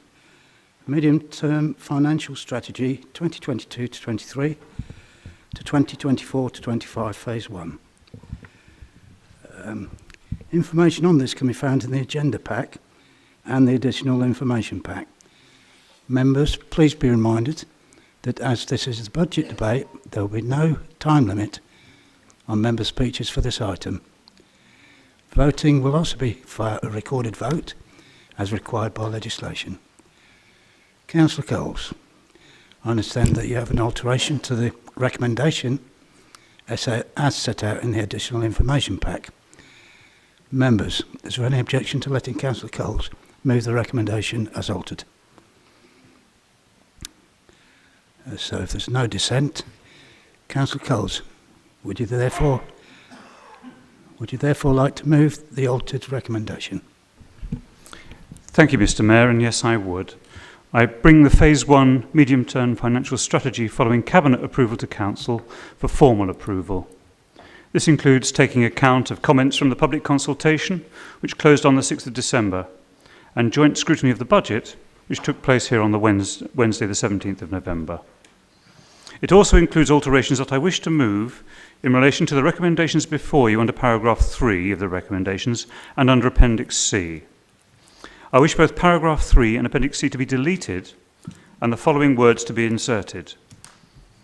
A revised capital programme outlined in Section 5 and Appendix C will be presented to the extraordinary meeting of Council on the 16th of December to ensure that the Council places a temporary moratorium on some of the capita spending pending the presentation of a revised capital programme at its meeting in March 2022. The Medium-Term Financial Strategy 2021 to 2022 to 2023-24 outline budget gaps of £26.8 million in 22-23, which will rise to £28.9 million from 2023-24 onwards. The Phase 1 MTFS 22-23 to 24-25 plans to reduce the budget gap by £9 million. £6.5 million of those will be savings proposals and £3.2 million of funding changes, but we've also identified £0.7 million of newly identified budget pressures. This leaves a remaining gap of £17.8 million in 22-23, rising to £21.1 million by 23-24 to move the Council to financial sustainability in 23-24, which is a requirement from the Department of Levelling Up, Housing and Communities. You will note that we've updated Section 2.2 to update stakeholders on the contents of the DLUHC reports and the progress that's been made to date. Turning to the Phase 1 revenue budget, it can be summarised as follows. £0.724 million of additional pressures, including the additional cost of a single chief executive and the additional social care levy on national insurance. £3.2 million of savings due to the extension of business rates pooling and a revised NNDR, that's business rates base assumptions. £1.9 million of savings already being partially delivered in the 21-22 monitoring period. And £4.6 million of savings proposals, including £2.2 million due to a reduced capital programme. These proposals have been debated already in 2 financial sustainability working groups and were published on the 15th of October 2021. I'd now like to turn to Phase 1 capital programme. It's usually reviewed in more detail in Phase 2 of the budget. Work has been underway to reduce spending in 22-23 and smooth over an entire 3-year period, with the 2022-23 budget £79 million before we have investor save schemes to consider. £70 million of new capital budgets are requested for approval in this Phase 1. Now, these will include a refurbishment of Clare Lodge, investment in Westcombe engineering machinery, contributions to the Highway Agency for improvements to the A14, and a building of a mausoleum at Fletton and Eastfield cemeteries. Turning to the meeting of the outcomes of the joint scrutiny of the budget, which was debated by the Joint Scrutiny Committee here and the lay members on the 17th of November, there were 5 recommendations. The first one, it was recommended that no proposals on the hydrotherapy pool funding would be put to Council until the users group and wider disability communities that may be affected had been fully consulted and reported back. Members may have seen that consultant responses have been passed to the committee services by Adrian Chapman for circulation to all members. It was recommended on a second recommendation that the Cabinet Member for Finance consider a differential charge for a replacement green and black bin, and that the proposed charge would be less for the green bin than the black bin. This was hoped to encourage residents not to put recycled waste into their black bin. And as you may have seen, our Officer for Bins, as you will know, James Collingridge, has come up with a cost-neutral plan to be considered. Third recommendation was that the Cabinet Member for Finance would review the climate change risk outlined on page 71 of the Cabinet report to include the elements of Councillor Day's agreed motion raised on the 10th of November in relation to a climate change adaptation plan in order to ensure that all wider environmental impact risks are captured. And that has been updated in Appendix D, as you will see.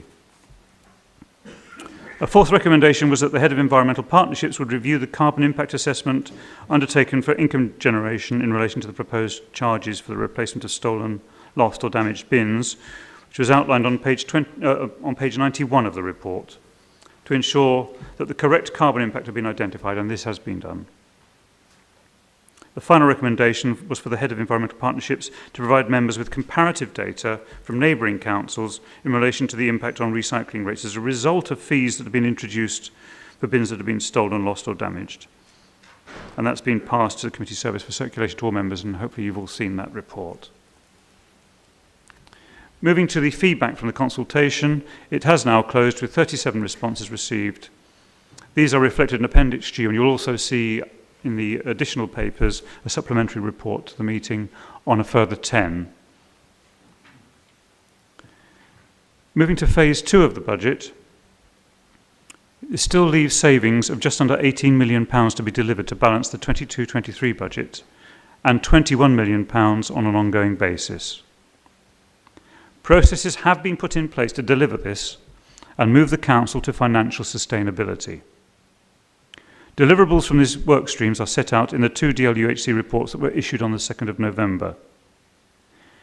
And we're holding a special Council meeting on the 16th of December where we can discuss these reports and the progress the Council has made on meeting their recommendations.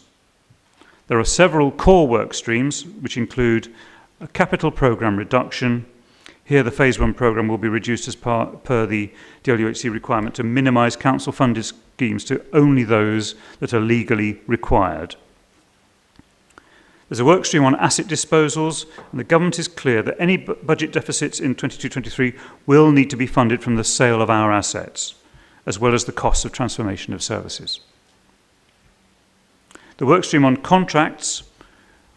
The Council manages over £200 million worth of contracts, and these are being reviewed for specification and for effectiveness. There's a forensic review of individual services being delivered by SIPFA, starting with adults and children's services and working through housing, planning and culture, leisure and communities to identify new ways of delivering services at lower costs.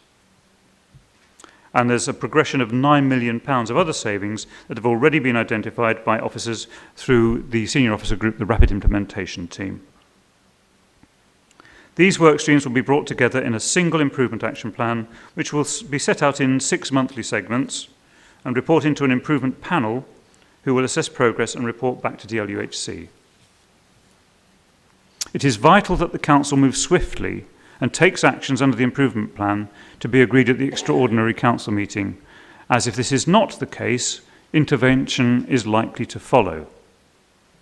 The remaining gap of £18 million is going to be really difficult to bridge, and all council effort needs to be focused on this, which means priorities might well need to change in the short and medium term to ensure that spending is only made on statutory, business critical and legal requirements. I'd like to close with the Director of Resources advice under the Phase 1 robustness statement. This underlines the financial position the Council finds itself in. The present uncertainty in developing medium-term budget plans and the adequacy of reserve levels. The Director of Resources sets out that the balance of funds within the General Fund is in an inadequate level of 3.2%, whereas normally one would expect to have a level of at least 5% in reserves. Available reserves stand at £13.6 million. I therefore request that Council approve the first 4 recommendations of the report, taking on board the alterations on the capital programme, and that the Council notes recommendations, save for those that have been changed. Thank you, Mr. Mayor. Thank you. Councillor Fitzgerald, will you second the altered recommendations, either speaking now or reserve your right to speak later? Thank you, Mr. Mayor. Yeah, I'm happy to second, and I will reserve my right to speak. Thank you. Can I call upon any other speakers? Councillor Joseph? Thank you, Mr. Mayor. It's interesting to have this report brought before us. Obviously, a year ago we sat here and listened to proposals for the budget. We were told that we had reduced our reserves as far as we could, sold our assets, cut our costs, and had to go cap in hand to MHCLG to help us out. We were one of only 4 councils in the country who at that time were agreed the additional help by MHCLG because we were basically destitute. The then Cabinet Member for Finance said this was because we were ahead of the game. Surely this game is not one that we need to be ahead of, and it is time that we change the way we think and look forward and move away from this position. We have now been instructed to undertake the Financial Suitability Working Group in order that we can work together to look for proposals to help bridge the gap and make this a better place for the people of Peterborough to live in. Unfortunately, it appears from some of the comments that have been made to date that this seems to be a manna from heaven gift to the administration to find an opportunity to allay blame and accountability away from themselves and lay on everybody else, even though they have been in charge of the budget solely for many, many years. It was really interesting for the leader to tell us about how the Conservative government stands for social change and the amount of social change that they've implemented. Some of the figures for social change, perhaps they're interested, that in the last 9 years under a Conservative government so interested in implementing social change, child poverty has risen by 50%. The use of food banks by 1,000%, homelessness by 170%, and NHS waiting lists, which apparently the leader said the Conservatives are committed to protecting, have risen by 70%. I'm not sure that these are the social changes that we'd actually like to see in this country. The latest report is just a series of cuts. And this is just the tip of the iceberg. There are more to follow. As we've heard, we have a huge gap that we have to bridge. But the problem with cuts is that it always hits those who are least able to cope with them. The lack of funding for social housing and for council housing means that more and more people are forced to live in private rented accommodation with no hope of ever getting out of this situation, where they're having to pay 30 to 40% more rent than they would in a council house. And with the increases in fuel and other costs of living, they're falling into fuel poverty and food poverty and every other kind of poverty, and this simply is not acceptable. We have to look forward and we have to work together to look at how we can make changes that will minimise the impact on the vulnerable people in our society. And that means a change of thinking from everybody, but mostly, I believe, from the Conservative administration. Because we cannot have a situation where they think social change means greater child poverty, greater food banks, and greater homelessness. And so I say that, yes, we will work with you. We are determined to work with you, and we want to see a better place for this city. But that means that you must also work with us.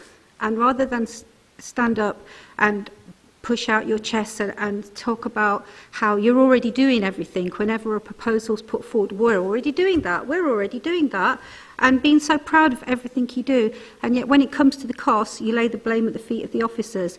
when it comes to looking at proposals for, or you haven't done anything, what have you come up with? You seem to forget that you Cabinet members are paid £15,000 a year each extra to work with officers to find solutions, and only now are you giving us access to the papers and the information that we need to help make those proposals, because you have nowhere else to go.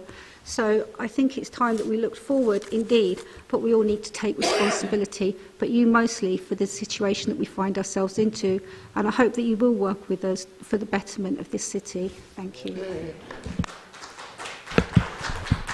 Thank you, Councillor Joseph. Councillor Sanford, please. Yes, thank you, Mr. Mayor. I think we all recognise the council finds itself in a financial situation that none of us would choose to be in.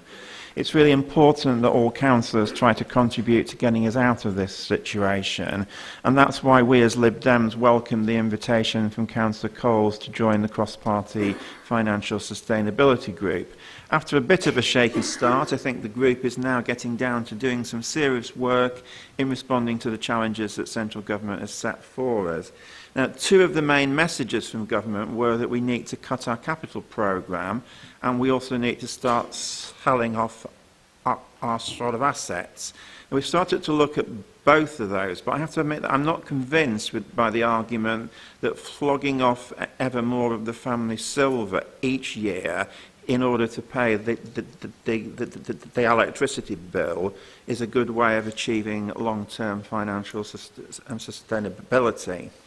But where the government has a point, I think, is in respect of our capital programme. Now, I'm certainly pleased that Councillor Coles has accepted the amendment that the Liberal Democrats put forward, because his original proposal was going to get us to agree a capital programme at this meeting, and then at the meeting next week tear it up and agree a completely different one. I don't think that would have looked very good or been a particularly efficient way of organising things. But I think we do need to look at the capital programme, because it had reached really quite staggering proportions. £162 million is one figure I recall seeing, and indeed it was so big and so out of control that our officers never had time to actually implement it.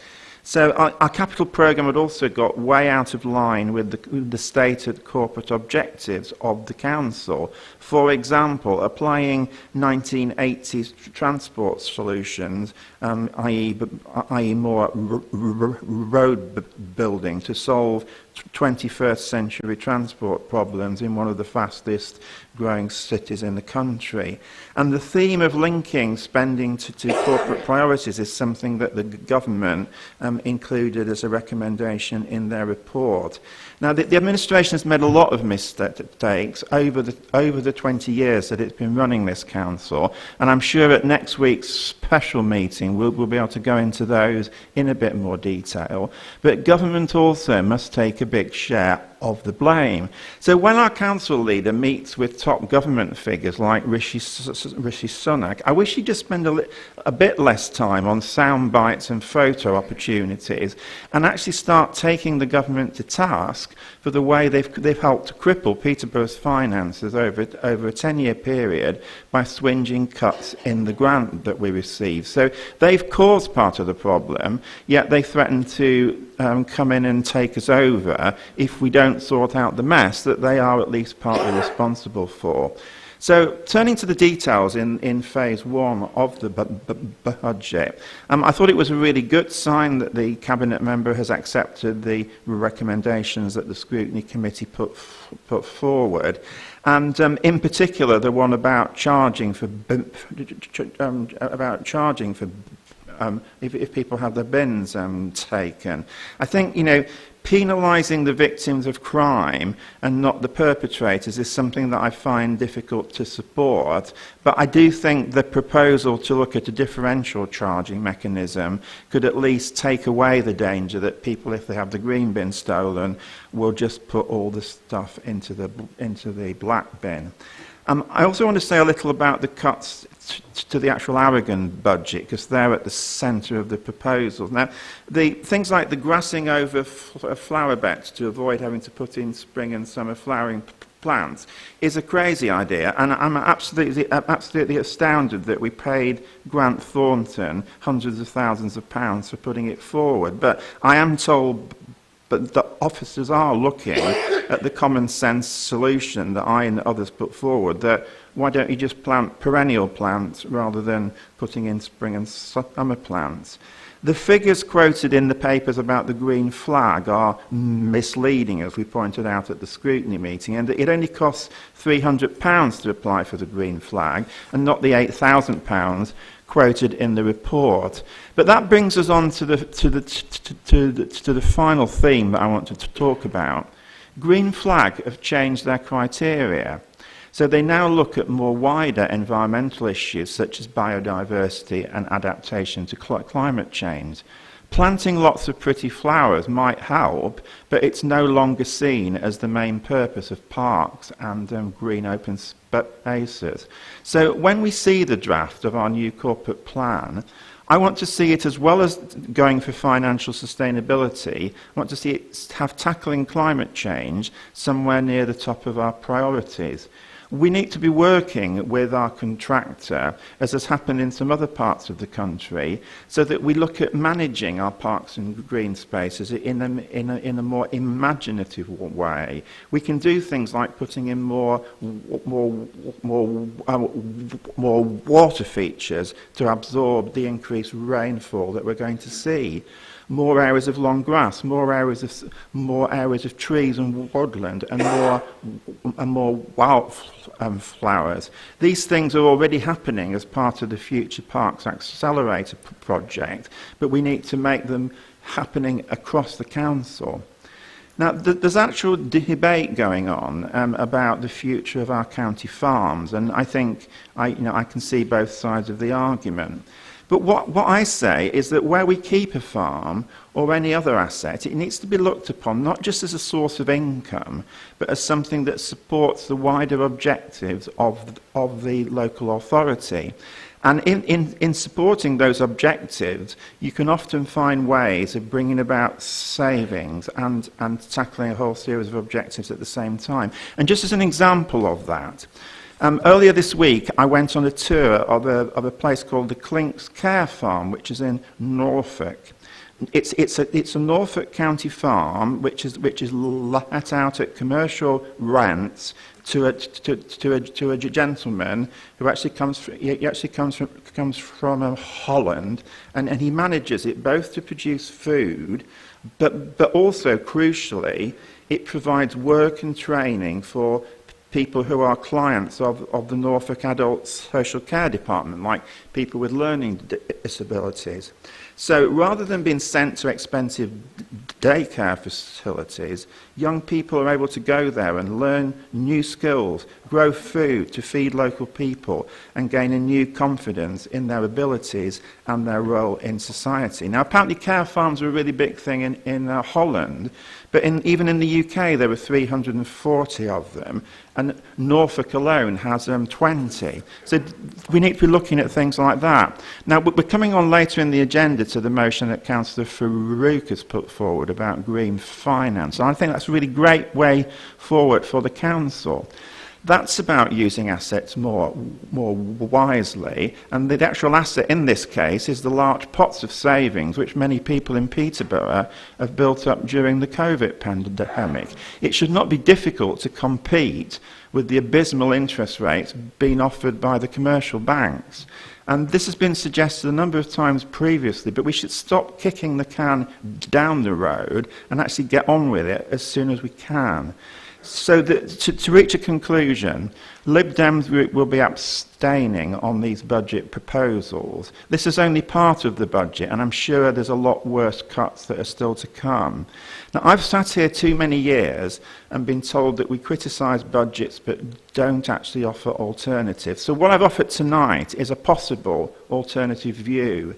A view that's based on investing and using our assets, not flogging them off, and not salami slicing our budgets until there's nothing remaining. Because if you do that, you create expectations in the public that we can't meet, and you also put unreasonable pressure on our employees and our contractors. So we will work with the Cabinet in trying to reach solutions to our council's financial problems, but we will not accept just more of the same. We need to look at new ways of working, because only by doing that will we achieve anything like a budget that is truly financially sustainable.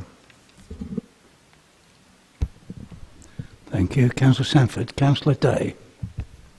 Thank you, Mr Mayor. We come together today at an important point of the meeting. Eyes will be on us tonight as we deal with some of the most difficult financial challenges we have faced as a council. The Green Group have engaged fully into the Financial Sustainability Working Group meetings and have taken our role seriously, diligently reading relevant spreadsheets and paperwork and contributing fully to the discussions. In the return for the many hours we already have and will in the future be spending on this, we ask that the vision and ideas that we have for the city are listened to and considered with care. And I thank Councillor Coles for noting that the flooding and heatwave motion is in Appendix D. We also ask for more collaborative transparency and honesty. It was only upon reading the CIPFA and Andrew Flockhart reports that I fully grasped the seriousness of the situation we are in. As a group, we were unaware that the budget had not been balanced for the last couple of years. We were not told this. In the CIPFA report, it says that the Council was successful in achieving the targeted 17.6 million in the next financial year, but only 6.8 million of the 14.6 million in 2018-19 and 15.9 million of 21 million in 2020-21. If we had known, we could have been working together long before this point and may not find ourselves in this position now. We are faced with difficult and challenging decisions. We've seen cuts of 40 million from central government funding. Low council tax and business rates have been blamed. We sincerely hope that the government's fairer funding review takes place as soon as possible, and we must press for this as a council. I'm really concerned about the cuts we're having to make. I'm concerned that we may not reach our 2030 net zero ambition, as funding for projects and programmes will have to be halted. The Climate Change Officer has let us know that a project support officer role has been created to bid for grants and funding. But without serious funding and with the climate emergencies which we will face in the future, I fear we may fall short of these targets and fail to mitigate the effects of extreme weather that will hit our city. I'm concerned by the £86,000 cap on lifetime care costs. They not only hit the poorest the hardest, but this will see service users pay less for their care and local authorities will be paying a larger amount. There is the suggestion that demographic and unit cost growth will have to be funded by council tax. This is unfair for this burden to be placed on cities' taxpayers. I'm concerned about the introductory charges to residents for replacing lost and stolen bins. This may lead to increase in fly tipping and reduction in recycling rates. I'm also concerned that we are being told to halt non-statutory services and reduce our capital programme. I have questions about when we'll be able to resume some of the halted capital funding projects. Will it be after 23-24? And when can we begin to develop and deliver upon those halted projects? So those are some of my concerns, but nonetheless, I look forward to continuing to work together in the spirit of collaboration during this delicate and difficult time, where we can be at the same time both courteous and critical. Thank you. Thank you. Councillor Hogg. Thank you, Mr. Mayor. I rise really to endorse what has already been said by my leader. Although I do have one issue with part of his speech where he said that none of us chose to be where we find ourselves. The fact remains that for the last 20 years the Conservatives have been in charge of the budget. We've got a central government is being run by the Conservative government for a number of years, and they have chosen to reduce our grant. Both of these have added to the position that we're in right now. The leader earlier this evening talked about his ideology and how keeping taxes as low as possible. This directly put us in the position that we are in today, because subsequent years where this administration, not the administration we see before you, but previous Conservative administrations, decided not to increase council tax rates when other councils were doing so up and down the country. And what that has meant is that now, when we have a situation for the last few years, where central government have said that there is an absolute cap on the percentage that councils can increase their council tax by, other than going for a referendum, has meant that actually the gap between us and other councils has actually increased. They are going away from us in terms of the amount of money that is coming in from council tax. So that's the bad. On the good side, I feel that we have turned a corner.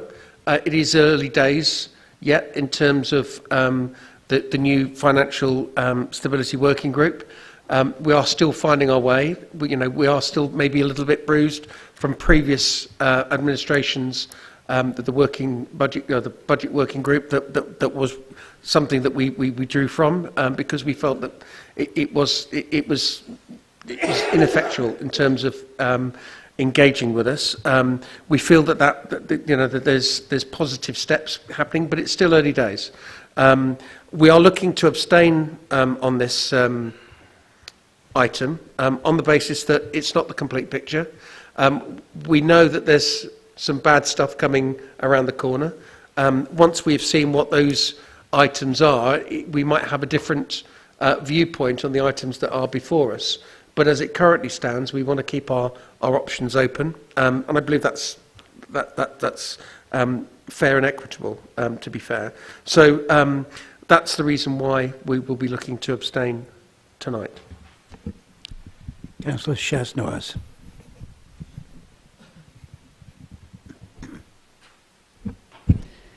Thank you, Mr. Mayor, and thank you, Councillor Coles, for your initial opening and presentation.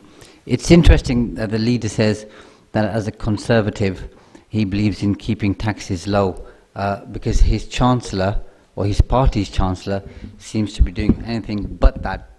So I'll be interested to hear his view on that at some point later today. And as Councillor Hogg has already pointed out, I think part of the problem we have is in the past we kept council tax low, and that's why today we find ourselves in a huge problem. And not only do we have a huge problem, but we have a gigantic mountain to climb. And it's an extremely difficult time, an extremely difficult period, and we're all going to have to work together. And the points that I'm going to make today, I want to make it clear that this is not an attack on every single member of the Conservative group, because I know there are some really good people who I know personally who work extremely hard.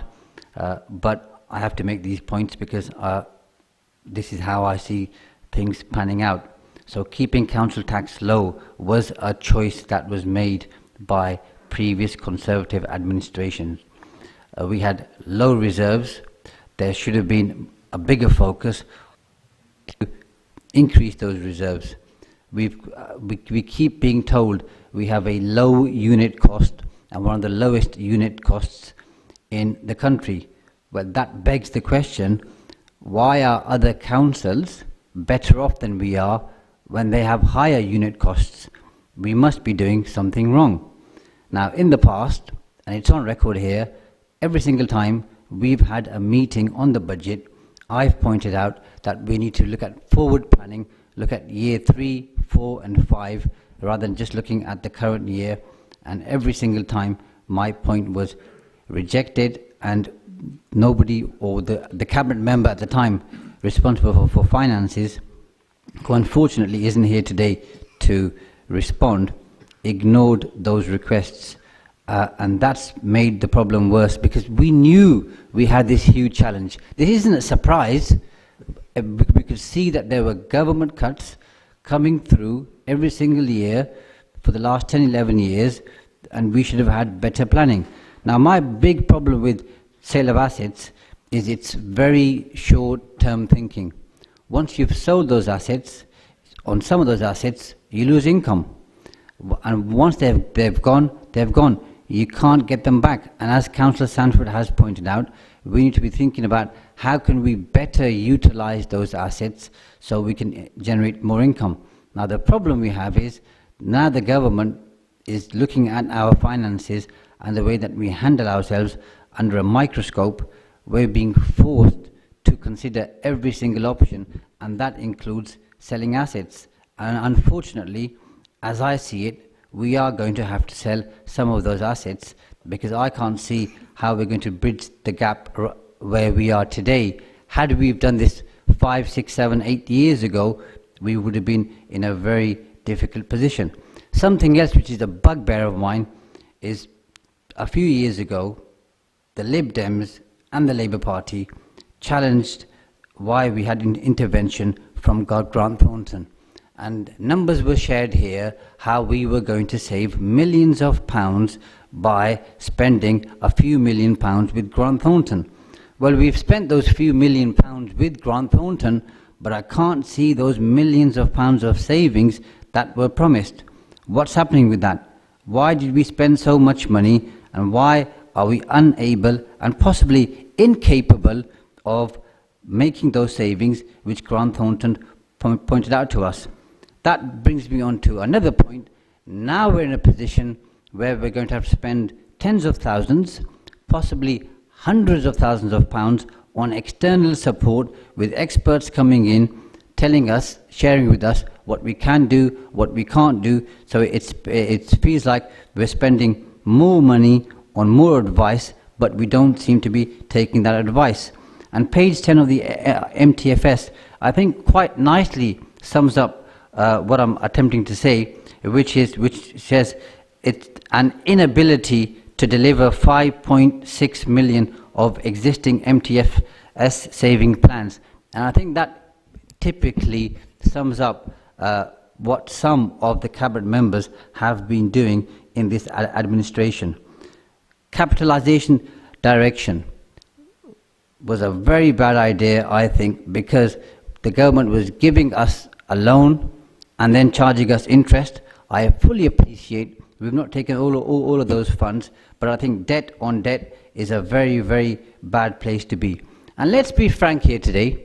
I think the last 18 months obviously have been extremely difficult for people individually and for the country as a whole, but it's been an opportunity for the Conservative administration to cover the cracks, because we've had funding coming in, and that funding has enabled them to carry on. Because we had this problem 2, 3, 4 years ago, but COVID, in a roundabout way, obviously there's no benefits to COVID, but the funding that came in has enabled the administration to keep on going. And that has jeopardized our position in terms of our audit, because are we really trading as a going concern? Possibly.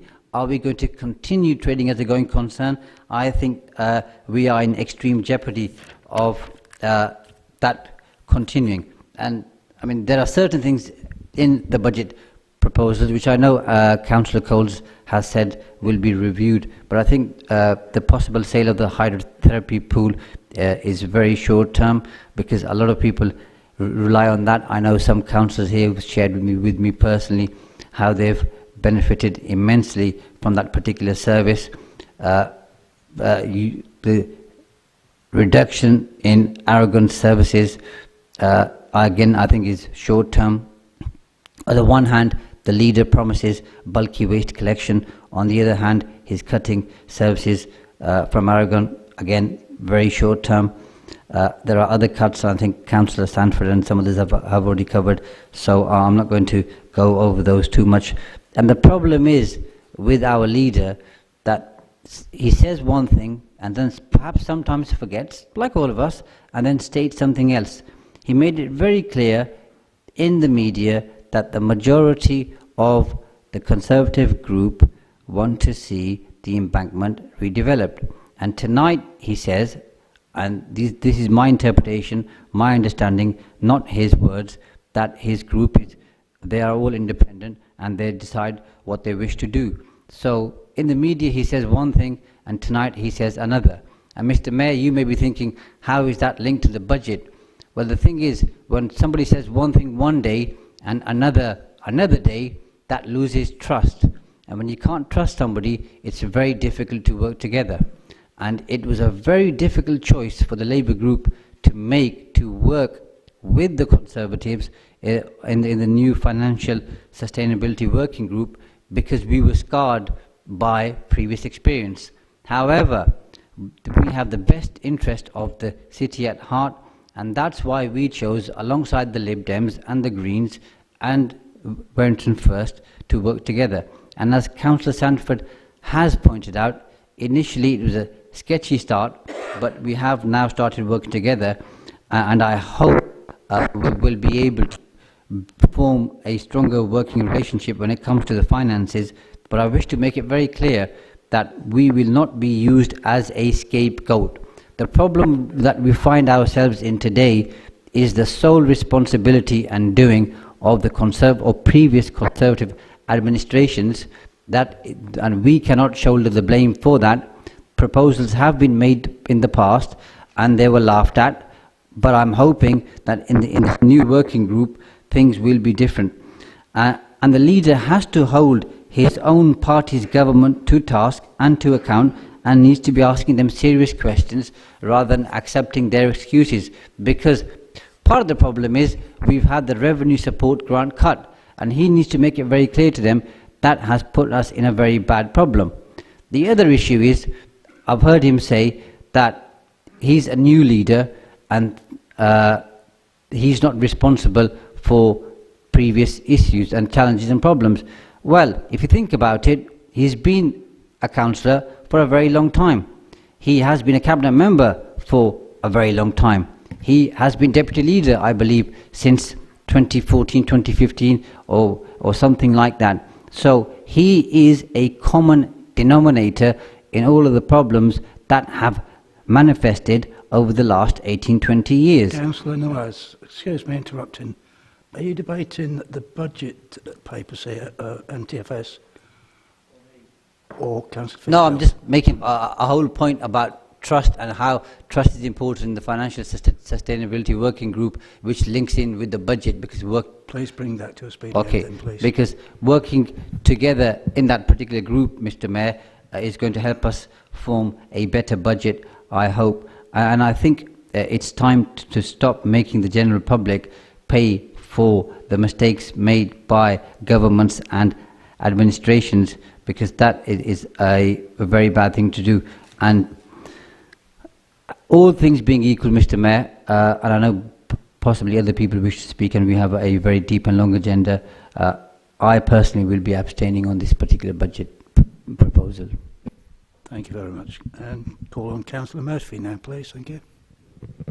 Thank you, Mr. Mayor. I'm speaking to the medium-term plan, and we were aware some time ago that this council was facing bankruptcy, and we've had reports recently that said because of our short-termism and we want to get through to the next elections, this administration of Warrington First and the Conservatives have been short-sighted. They've not dealt with the issues. One thing is quite clear. Councillor Fox, do you have a point of order? Yes, I'll completely refute that remark, please, and ask him to apologise. As the leader of the council, will tell you there's no such decision like that at all. Yes, Councillor Murphy, please do. Thanks for the intervention. I'm not sure whether it's a point of order, but you have supported the Conservative budget over many years when it's been challenged. On occasion, you have challenged other things on it. It's not your fault. If you put your card up for a point of order, that's the way the process works in this council, Councillor Fox. Councillor Murphy, I think it was a statement of accuracy. Yeah. You made the statement that the administration of the Conservatives and Warrington First, there is no such administration. That's what Councillor Fox was trying to get you to apologise for. Thank you for the clarification. They're not part of the administration. I'm not aware that they get any special responsibility allowances, but regularly they have voted with the Conservatives to get the budget through. Councillor Fox. Point of accuracy yet again, Mr. Mayor. We supported the budget the last 2 years rather than see this council go into administration, because it is the duty of every councillor to provide a balanced budget. Councillor Fox, you're supposed to be addressing an issue that Councillor Murphy has raised. Accuracy, yeah. Councillor Murphy, please continue and get to the point. Thank you very much, Mr. Mayor. So on the medium-term plan, we knew 2 years ago that we were facing bankruptcy. It was short-termism.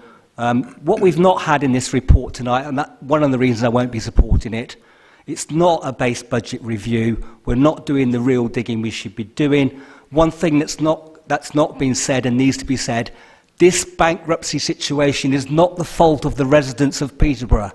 They are not to blame. Councillor Joseph has explained what's been happening centrally and how poverty's increased, homelessness has increased, etc., etc. It doesn't all lie on the shoulders of the previous administration and the current administration, but there needs to be some contrition because mistakes were made.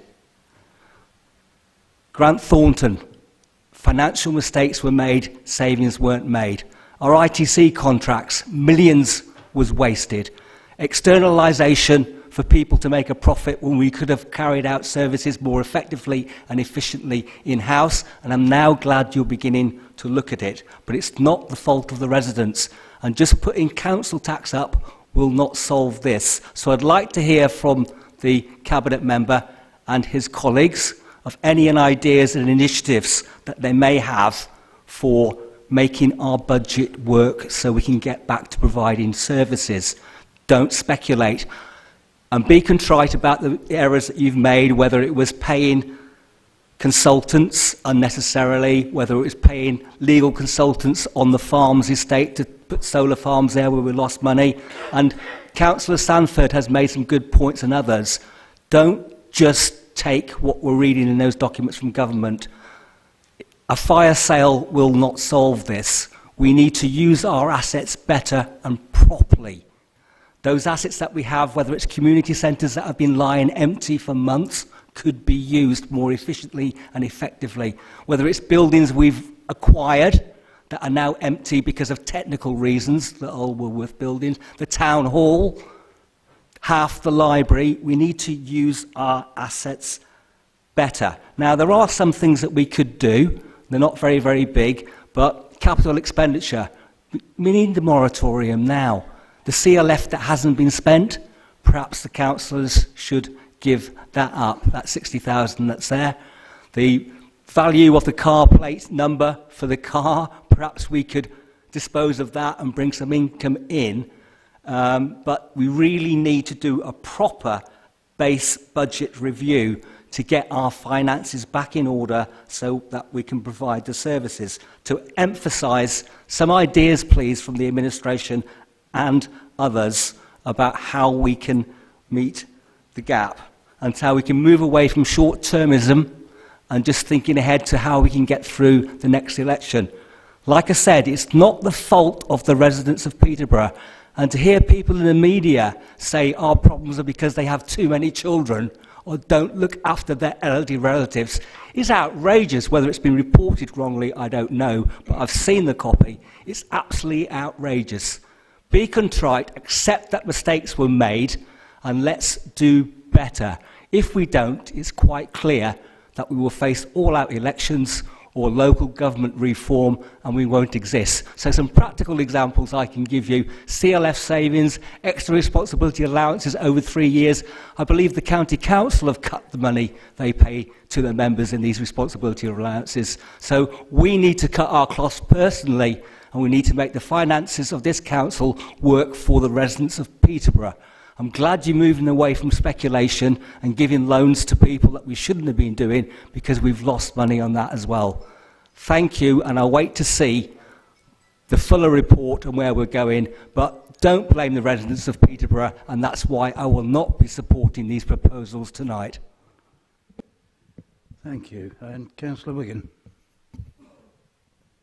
Mr Mayor, I don't know if Councillor Murphy is aware, but there is currently a financial sustainability working group that is looking at all the things he's just raised. That he's going through the capital programme in great detail, and he's looking line by line at council spending because of the SIP for review.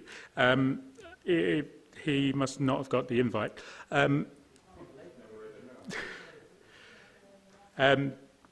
So all of that work is ongoing, and there's a couple of points I wanted to make. The first one is it's nice to come to a budget meeting and not be personally attacked by anyone. this is such a nicer atmosphere than we've had at budget meetings in previous years. I mean, some of the farces we've had have not put any of us in a good light. So I'd like to thank everyone for that. Improved spirit in the council chamber is very much appreciated, certainly on a personal level. And I think being part of the Financial Sustainability Working Group, I appreciate the openness of the administration and the opposition groups in talking through the issues we've got. I think, as Councillor Day said, it's not till you read through the full reports that you realise quite how bad it is, and it is bad. And I don't envy Councillor Coles taking on the portfolio, because it is the hardest job in the council at the moment, I think, that and the 151 officer. So, thank you for coming here and being so upbeat about it. I say we don't envy you at all on that. As I raised at the scrutiny meeting on the budget, I do have some concerns about being able to put forward a budget at the moment, and that's not necessarily because of anything the administration has done, but it's due to things like not having a local government financial settlement yet, so we don't know what the government's going to let us do. It's not having outcomes of the capital programme and other deep dives that SIPFA is doing. I think we don't have enough information at the moment to set a budget to our priorities. We don't have a corporate strategy yet. We will do next week. And some of the outcomes will not be surprising to anyone, such as medium-term financial sustainability, but we don't have that yet, and that isn't mentioned in our current corporate strategy. Councillor Sanford also mentioned bringing our climate change obligations into that strategy, so that is all coming forward. But we're supposed to be setting a budget based on our agreed corporate strategies when we haven't got an agreed corporate strategy. So my view is we need to get all those things in place before we can move forward with a full budget and see everything laid out together, and we're not at that point yet. We're getting there. I appreciate we're going through all of these things with the working group, and as I said, I appreciate the spirit of friendliness and cooperation that's been offered in that group. I think a couple of people have mentioned it got off to a slow start, but we're getting there, and it's a marked difference to previous years, so that is appreciated, so thank you. I did make one recommendation at the budget scrutiny that was rejected. That was looking at the arrogant service reductions.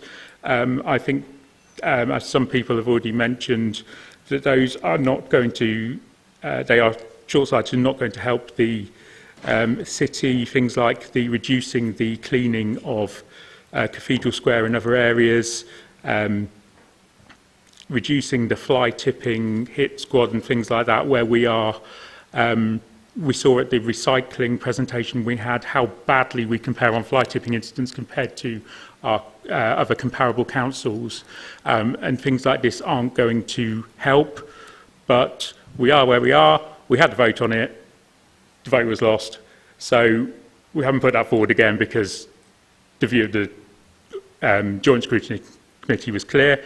I hope we can be in a better position in a few months, that we can look at putting some of these back in, but we'll see where we get. So, as I said, I don't think we've got all the information we need. As I say, it's not the administration's fault that the government hasn't produced its financial settlement yet.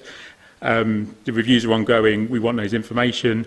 As my colleagues have said, we will be abstaining on this budget, but we look forward to continuing to work with all parties to make sure that we can get the council back to where we want it to be, and to start looking forward rather than looking at reductions again. Thank you. Thank you. Councillor Fitzgerald, you reserved your right to speak. Would you like to exercise that? Yeah, thank you, Mr. Mayor. I will, and I'll start on a positive note. I will come back on some of the challenges, but thanks, Councillor Wiggin.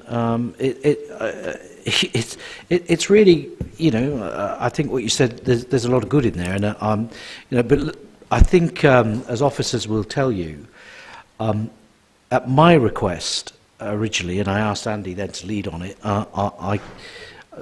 Although we couldn't get our head around the title, Financial Sustainability Working Group.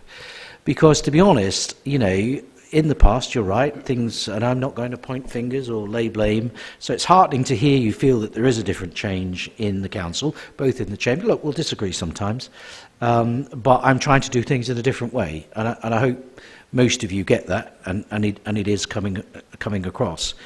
So that work will continue, but I just need to and I didn't interrupt Shaz, so just to be clear on the football point, because you made a slight against my character in the sense you can't trust what I say.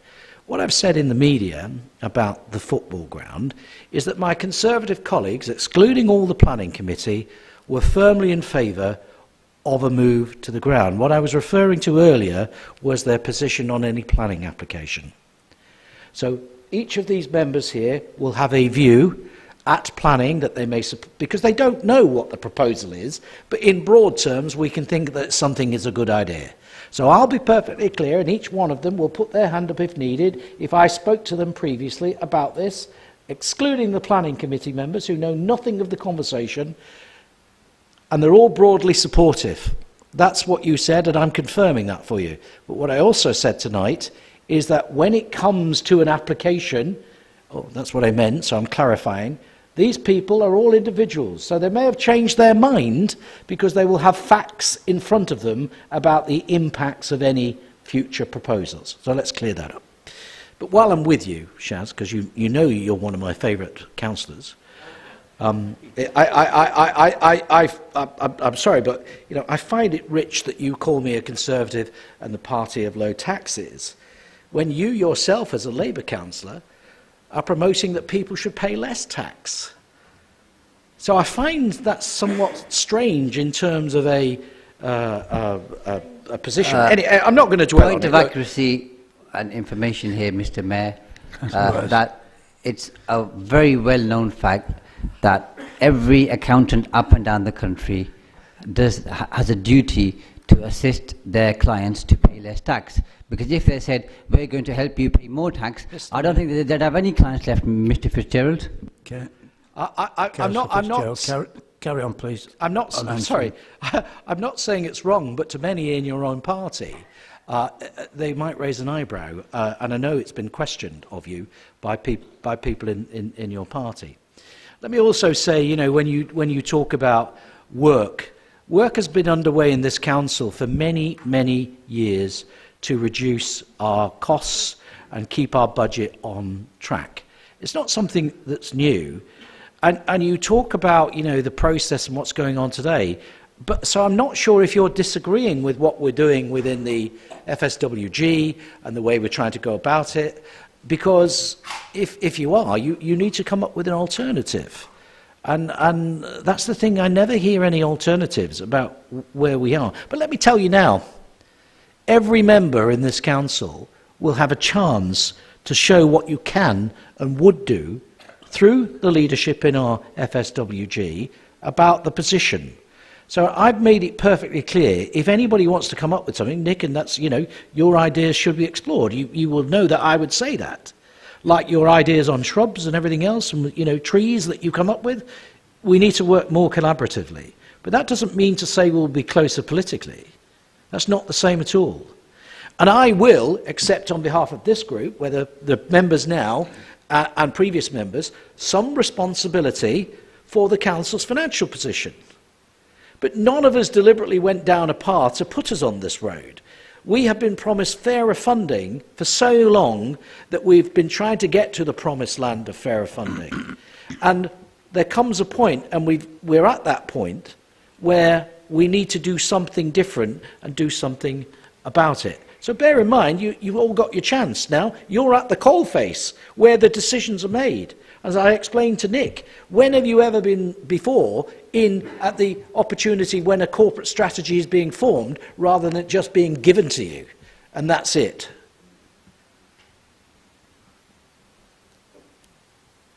Councillor Murphy, a couple of comments from him.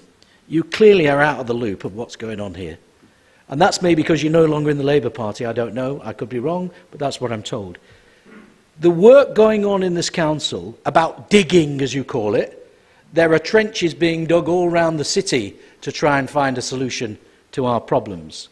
And let me assure you We're not having a fire sale. There is no fire sale. And also, there's been a moratorium in place on capital. And by the way, if you haven't spent your CLF fund, or you haven't actually promised it, it's gone. Anything that's actually promised or been bought, then we'll honour that, but it's gone. Immediately.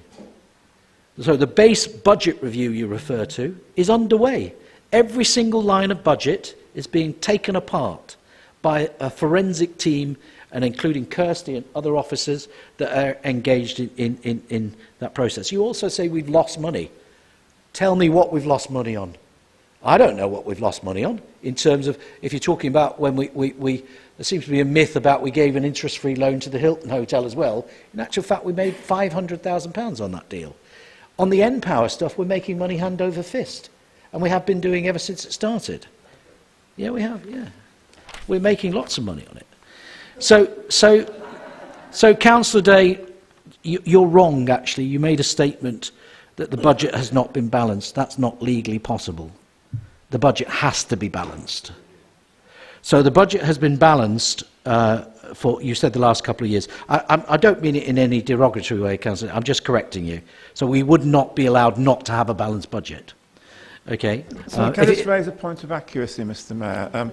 The point of accuracy is we have balanced the budget by Councillor taking... Sanford, sorry, Councillor Day was first. Oh, sorry, sorry. Sorry, I was just referring to the SIPFA report, and it said that we successfully achieved the targeted 7.6 million. So maybe my wording was wrong. Maybe I didn't mean balance the budget. I just meant that we hadn't achieved those savings in the other couple of years. I'm only correcting your statement because it's a public meeting. So we have to balance the budget. Yeah, 1 minute, Councillor Sanford. What was yours? Yeah, I just want to point out that the leader has been rather economical with the truth. We have Councillor Sanford, you must declare which point of order you're reading from. Point of accuracy, Mr Mayor, on what he's just said. A statement of accuracy is... Because what he said is not strictly accurate, because what we've done over the last couple of years, and he knows this, we've balanced the budget by taking lots of money out of reserves. So we're now in a situation when the government's saying we don't have adequate reserves. So just on the public record, that just needs to be pointed out. But still on the public record, Mr Mayor, we balance the budget. Yes, it is a legal... How we balance the budget, I wasn't debating or making any comment on. But I would also comment that actually there was another comment earlier that said we had to go to government for support. Well, my understanding is we didn't. So there was an opportunity to do so, but we've actually balanced the budget already in year for the current year. That is my understanding. So I'll just return to a few notes from Councillor Joseph, who was quite cutting about the negativity of what we've got in the city. And I understand and I accept and I recognise, all the things she says. But also you've got to also, we built more new houses than anybody else. We've created more jobs. We've got £50 million of levelling up funds coming in to the city. We've had phenomenal growth, and I understand that there are areas of deprivation, but so there are in a lot of other places. And as Conservatives, we've also seen through government and overseen the development of vaccines and rolled that out through one of the, nobody's ever seen such an event in our lifetime. Point of accuracy, Mr Mayor, I did mention that we were talking about social housing, which hasn't been built, council housing, which hasn't been built, which the Conservative leader did mention was one of their stays. And as my recollection is that Margaret Thatcher sold the council houses. So they may well have built more houses, but they're not for the poor people of this city, and that was what I was talking about. The poor people of this city are still struggling in private housing and having to pay 30 to 40% further more rent for them. It's no argument, you just had to point it out. And I would also point out that successive governments, including the Labour government, have never built council houses since, the early 60s. So let's not go on about who did what. We all accept that there is a failure in the system by politicians in Westminster to solve the housing crisis. But I'm telling you what we've done here. What we've done here is we built more houses, and we did a great stock transfer, and all those people now have a far better ex-council house, but it's still social housing, whatever you want to call it, than was ever before. So, you know, there's a lot of positives as well as a lot of negatives. Nothing is ever perfect. Councillor Murphy, what's your point of order? Yes, it's point of accuracy, Rule 2015. I just heard the leader say there were no council houses built. No, I was just about to correct it, Ed, sorry. Since the 1960s. I'm just thinking of Bretton, Wharton, Ravensthorpe. No, well, they were development corporation houses. Well, and they were all public houses, right. Thank you, gentlemen. housing programmes. Can I finish my point of order? Yeah, go on.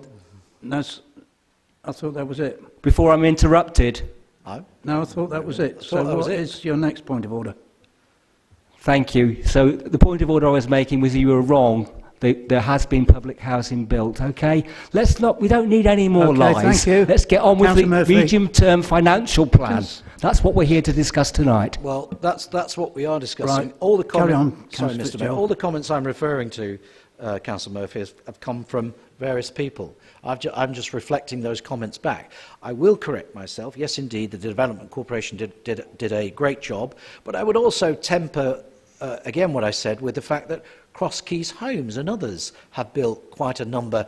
When I refer to council houses, the Development Corporation weren't the council, Cross Keys Homes is not the council. So the council housing, but we're talking about socially rented housing. Yes, there has been a significant number, which is actually at odds with what Councillor Joseph was trying to say, because we are building houses, whether they be private rented, affordable rent. We've just done a scheme now on Northminster, you know, which is fantastic. So we are building houses, and we've done more than anybody else. I also note you're now getting access to papers. Well, as I said, I insisted that we start, this collaborative. Nick doesn't like coalition, by the way, but he's happy with collaborative working. That's because I'm determined to work with everybody, and I want to look forward, not look back. We can all point the finger of blame and recriminations. But Andy will set out next week in his speech to Council why we are where we are. But let me tell you, somebody said, and I think it was Councillor Hogg, that says we are, it's our budget. We've been in charge of it. I'm sorry. You don't get out of it that easy. There are 60 councillors. And every single councillor should play a part in budget process. And I have to say, there's been a failure from opposition. This is just a fact. But now we fix that. There's Point of accuracy, Mr. Mayor. Is it really necessary? It is necessary because he's accusing us of being part of the process. Can I remind him, at the March the 3rd budget meeting, we weren't even allowed to talk on the budget. So how could we be responsible Well, for I would say to you, that's because there'd been plenty of debate and discussion previously before that night. So what was there to be discussed? We'd already accepted everything. Right. Councillor Hogg's point of order. I'm sticking with that. I'm sorry, Wen, but you say that you weren't in charge of the budget, and we had plenty of Just opportunity. let me finish your point. Plenty of opportunity to be involved in that process. You've already said that you've changed the way things are being done, and that previously. Councillor Hogg, please. The point I'm trying to make is your point of order? So my point of order is a point of accuracy. And the fact let's remains get this over with in 10 seconds, the please. budget working group did not work. And they have acknowledged this. So you can't have a budget working group that doesn't work and then say that we had plenty of opportunity. Councillor Hogg, please. It doesn't work. A point of order needs to be addressed within, I think it's 15 seconds, is it? 30 seconds. 30 seconds. Well over that. Now, I wasn't aware. Please, let's not abuse this. Mr. Mayor, right. I'm happy to indulge points, but, the fact of the matter is, I wasn't talking about previous working groups or anything else. This is where the budget is set, not in working groups. And opposition didn't engage. Now, that's a fact. I'm not saying why or what. We changed it, okay? So it didn't engage. But can I also just remind you, another interesting fact about when you say we're in charge of the budget. We've been in no overall control for, I don't know, a good few years, and certainly ones where even Nick was a chair of a committee. So, to be honest, on our own, we can't set the budget.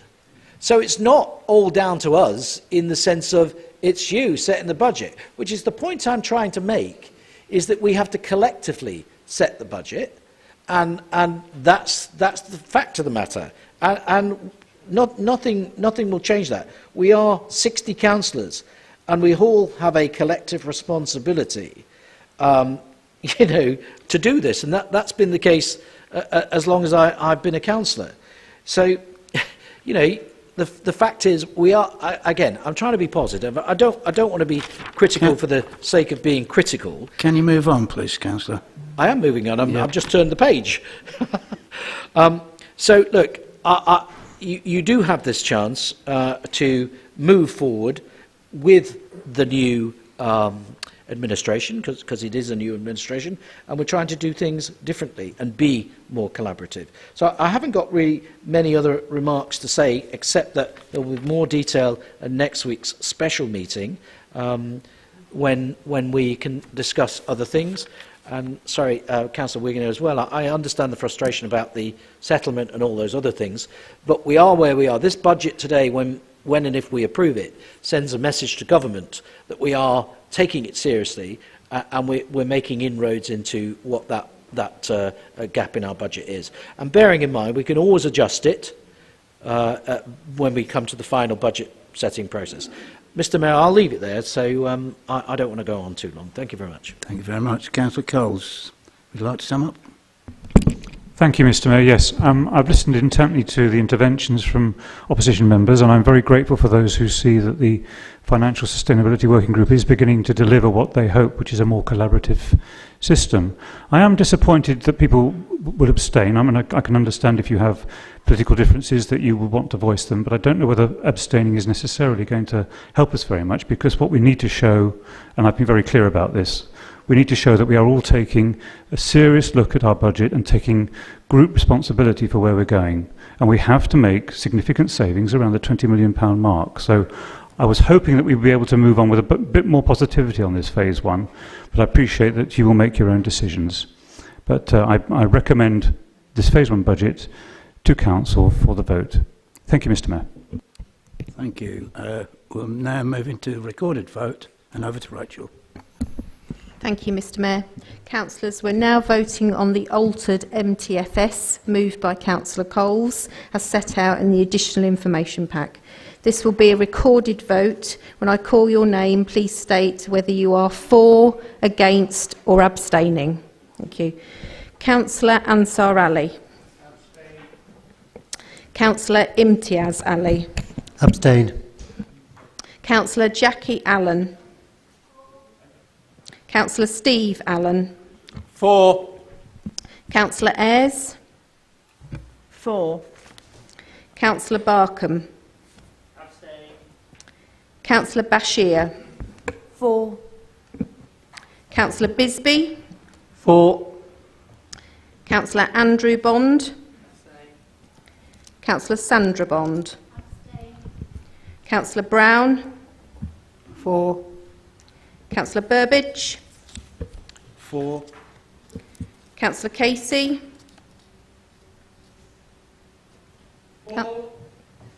Thank you.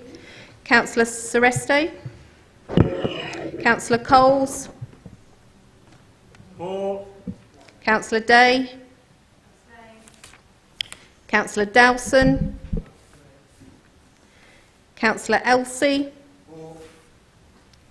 Councillor Mohammed Farouk. For. Councillor Sadiq Farouk.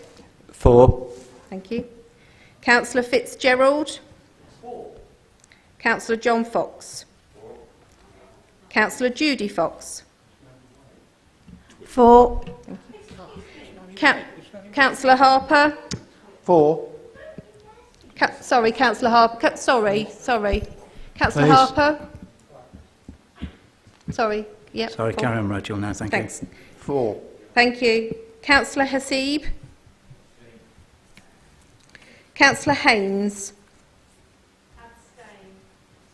Councillor Hemraj. Councillor Hiller. Councillor Hogg. Abstain. Councillor Howard. For. Councillor Ishfaq Hussain. For. Councillor Mahboob Hussain. Abstain. Councillor Iqbal. Councillor Jamil. Abstain. Councillor Jones. Abstain. Councillor Joseph. Councillor Knight.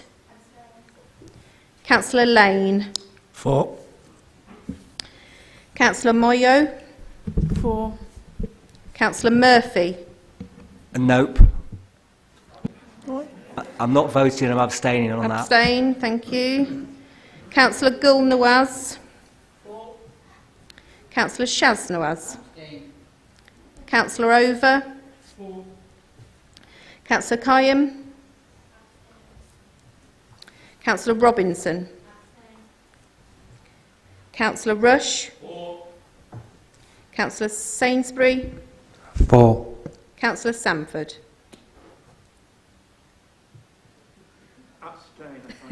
Abstain, thank you. Councillor Shahid. Councillor Sharp. Councillor Simons. Councillor Skibstead. Councillor Tyler. Councillor Tyler. I think he's left. Mr Mayor, sorry, apologies. He was not feeling very well, so Okay. he's gone home. Thank you. Councillor Walsh. For. Councillor Warren. For. Councillor Wiggin. Abstain. Councillor Yazin. And Councillor Yurgatini. Thank you. Just let us add the results up. Thank you.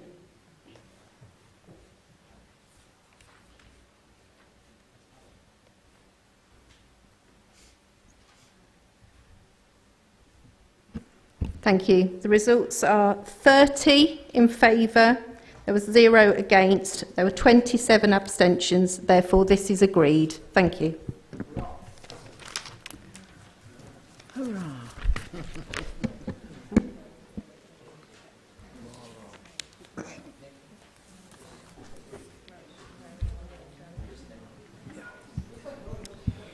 Right, thank you. Members, we've got one.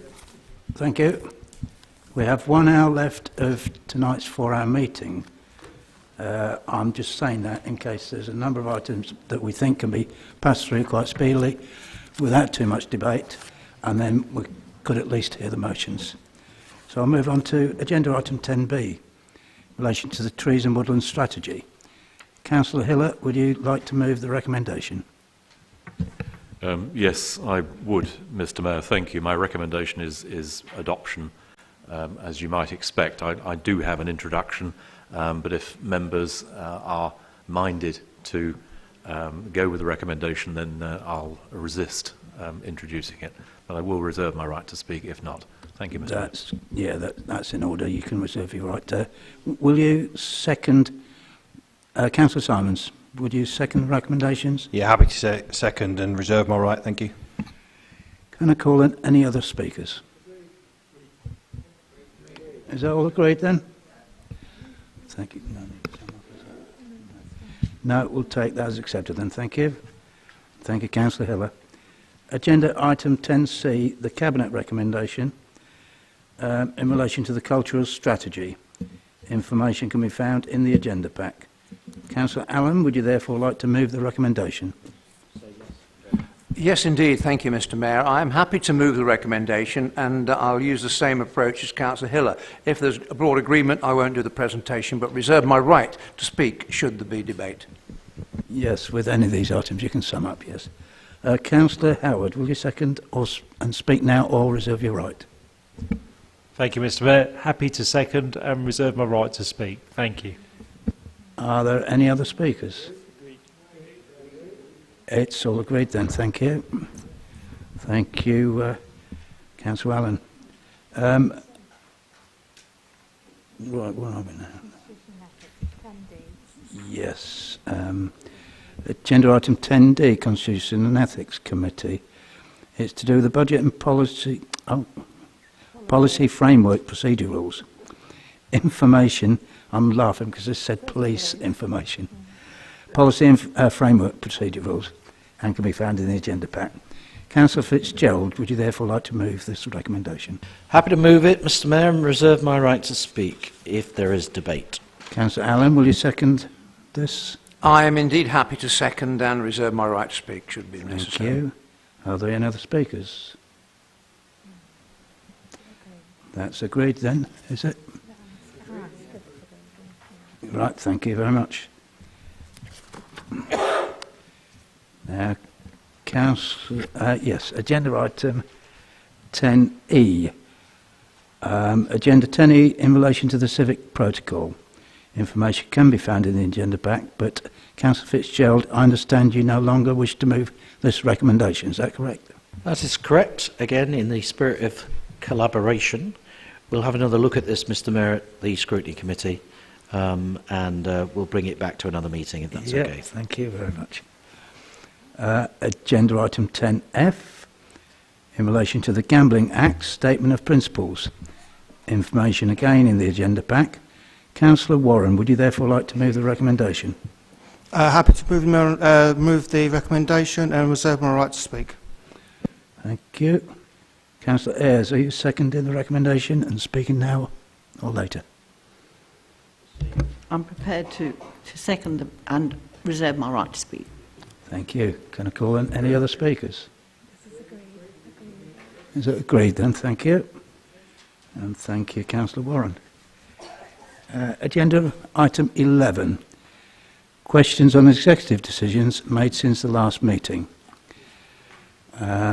Details on pages 205 to 210 of the agenda pack. The leader will introduce this item and any questions will be answered by the leader unless he refers them to another member. I would remind councillors that they should ask questions on the decisions in the reports. All questions should be relevant to the decision itself. Should I feel that any preamble is unreasonably long, I instruct councillors to ask their question immediately. Can members please note that once I've moved on, questions will not be accepted from previous pages. So, Councillor Fitzgerald, would you please introduce the item? Thank you, Mr Mayor. Happy to do so. I won't repeat everything you just said, but as members will see from the report, decisions covered include a Cabinet meeting, Budget Cabinet meeting, and a range of Cabinet member decisions, all taken in November, and I will point the relevant Cabinet member or answer myself as appropriate. Thank you. Thank you. First of all, this page 205. No, moving on, page 206. No. And then to page 207. Page 208. Councillor Murphy first. Thank you, Mr Mayor. It's Cabinet Member Decision Notice number 52. It's at the end of page 208. The Household Support Fund. This is good news. It's over £1 million. You made your Cabinet Member Decision Notice very, very quickly.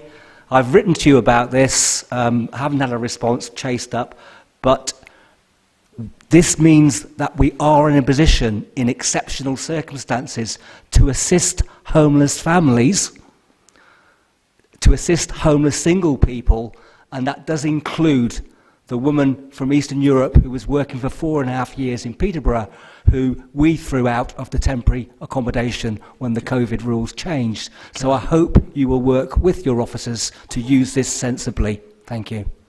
Right, I won't be looking for an answer there because there was no question. Councillor Hogg. Thank you, Mr Mayor. So my question relates to decision number 51, the £325,000 to be spent to consider work to the Eastern Industry Access Improvement Scheme. I was under the impression that we'd stopped all capital spending, so why are we spending £325,000 on something that we can't do because we've stopped capital spending? Right, thank you. Councillor Fitzgerald. Sorry, Mr Mayor. Councillor Hiller will take that one. Councillor Hiller.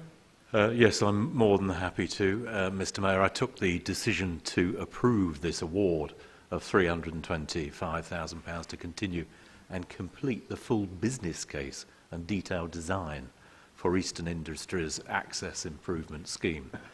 Contract was awarded to our PHS partners, Milestone Infrastructure, for the full business case and detail design, as I've already mentioned, for the Peterborough Highways Service contract. The decision was right and proper, Councillor Hogg, in order to allow the Council to ensure that we're able to effectively continue and deliver the proposed scheme for the Eastern Industries area. Successful delivery of this funding will help the Council obtain further funding from the CPCA for construction of the scheme, which will improve the capacity, operational performance of the highway network, and it's crucial to support the further growth in this area.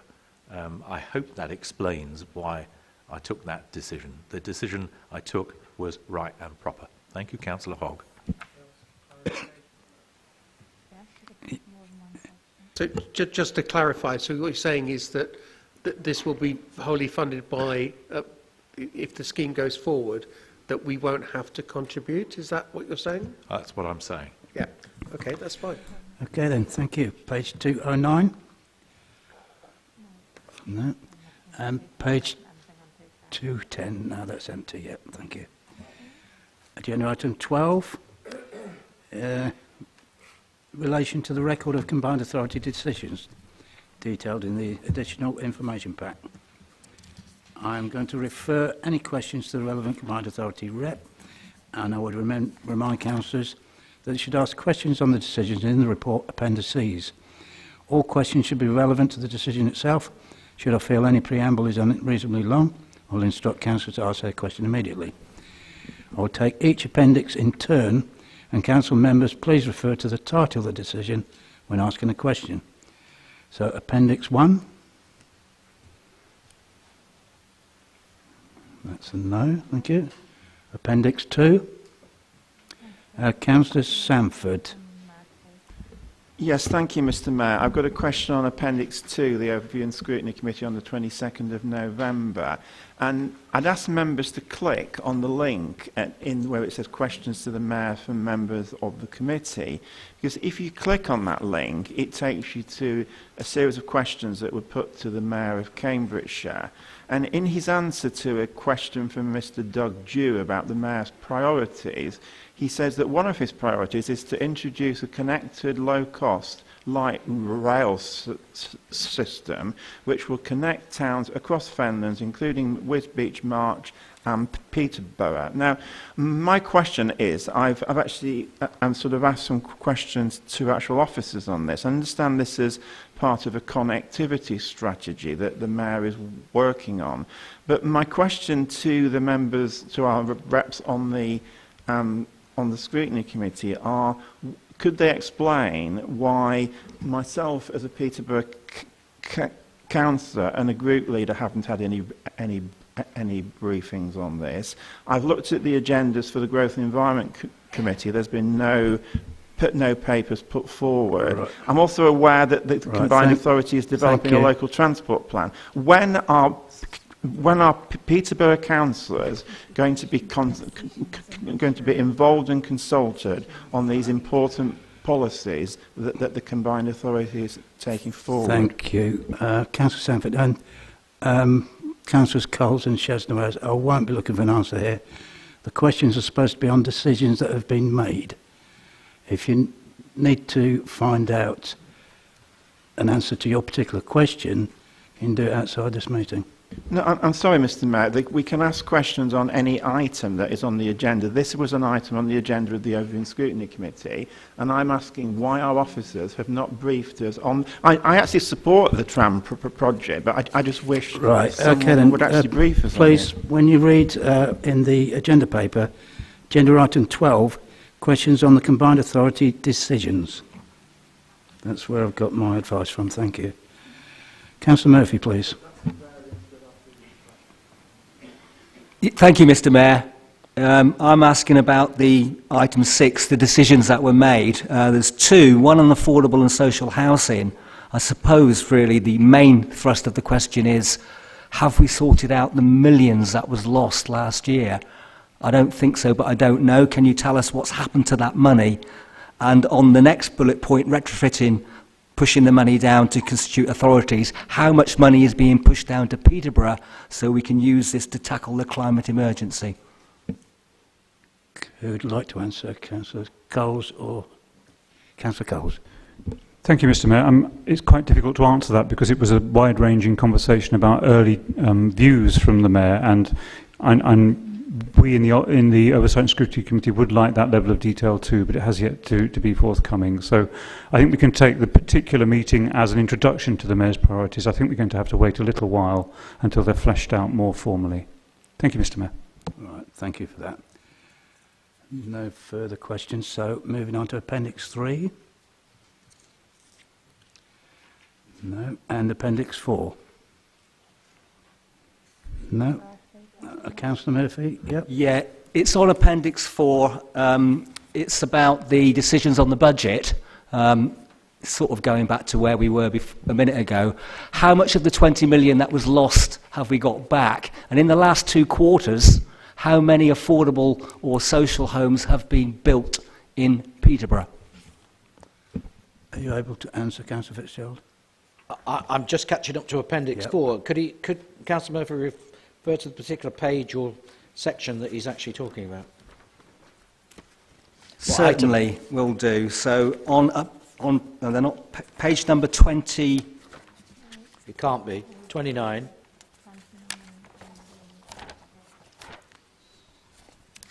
It's the budget. Well, is it under finance 2.1, 2.2 on page 30? I might be a bit of ahead of myself. Yes, sorry, it's on page 29, it's page 30. Yeah, that's quite all right, because we're reading to the appendix. On the finance part 2. But at least Councillor Fitzgerald should have found it now. It's the budget monitoring report for November. Give him a second to read it. The answer to your question, Ed, I don't have in front of me because I don't carry those papers. So where you're picking it up from, so in the budget monitoring report, it's A and B, and that's what happened. So that was a decision, as recorded here. If you want to know a particular issue or question about anything in detail, I'm happy to get it for you, but I can't give it you tonight, I'm afraid. Thank you. I think we'll accept that, won't we, Councillor Murphy? Mr. Mayor, if I could come back, thanks very much for trying. I'm really trying to find out about this 20 million, Councillor Fitzgerald. Could you be a bit more specific about the 20 million? What 20 million? It was the funding for affordable homes that we lost and was in jeopardy.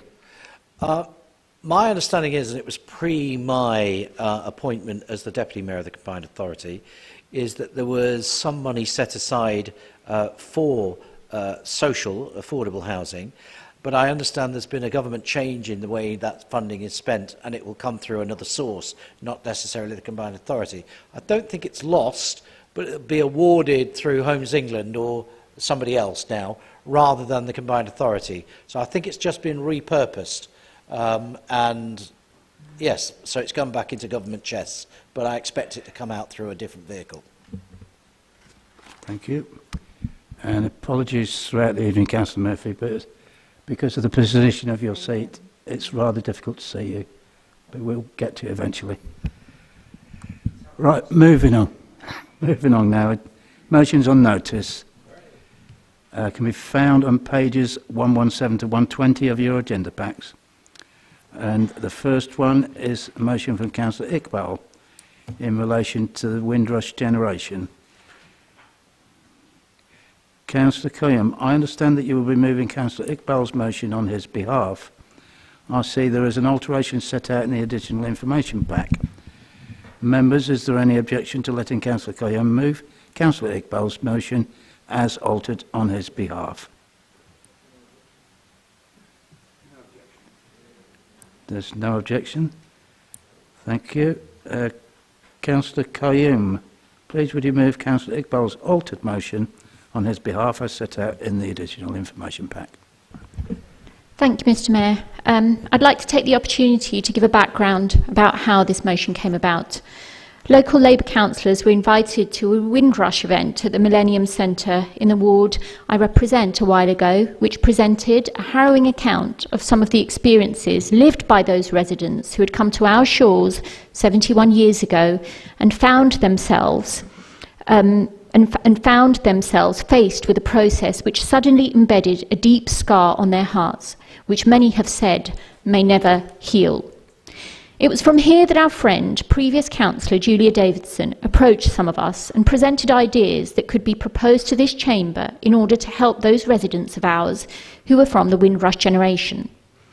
I discussed this with Councillor Iqbal, who had attended a Windrush symposium in London and has dealt in his role as a fully qualified immigration lawyer with many Windrush cases. The credit of this motion should really go to him, and the fact that he has asked me to table this motion is gracious and generous of him. I wish to thank him publicly for doing so. We had worked on this collaboratively and put ideas together over the last few months. He knows his profession well and is well versed in the sensitivities around this scheme. He is actually the best person to table this tonight. I would like to make mention and thank both previous councillor Julia Davidson and Black History Month Chair Bernadetta Ormondi, who, with the kind help of our Chief Executive, Gillian Beasley, have already made possible a flag-raising ceremony on the 22nd of June, which takes place in honour of the Windrush generation, named as Windrush Day. It is, however, still essential that we redouble our efforts for the Windrush generation and their families.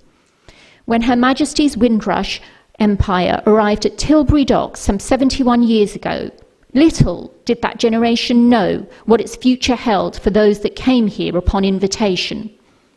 They are a unique community who have given their blood, sweat and tears to this country, invited here, and amongst generations of discrimination that has been meted out to them, their pain is but far from over. The Windrush compensation scheme has proven to be unfit for purpose.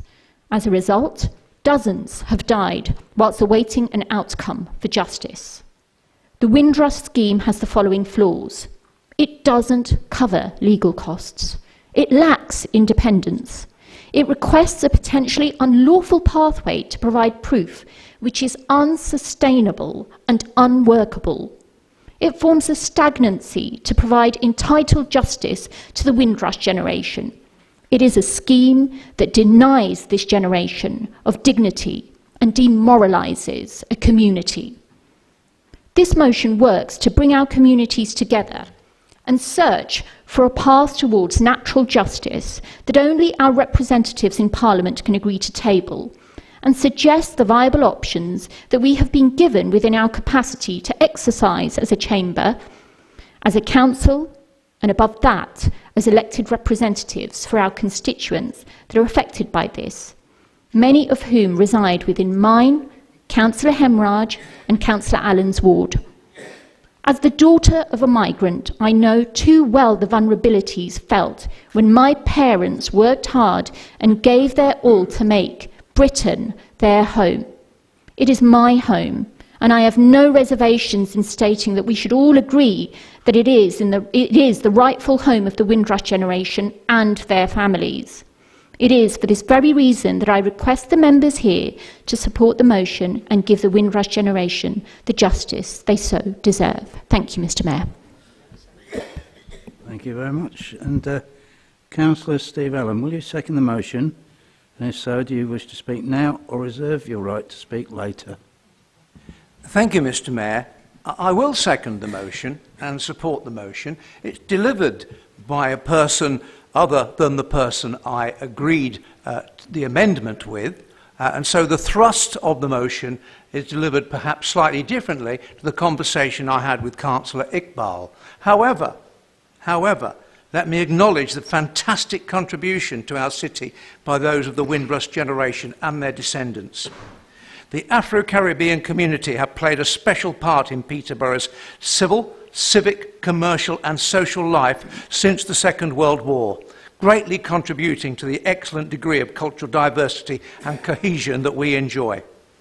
There have been injustices which are now rightly being redressed, and this motion clearly states the commitment I'm sure across the Chamber, to fully support and participate in those measures, both in spirit and by action, providing assistance in dealing with the challenges wherever possible. I would urge the Chamber to support the motion and take it on the level of the original motion which has been amended. Thank you so much. Thank you. Can I call in any other speakers? Councillor Iqbal would like to speak. And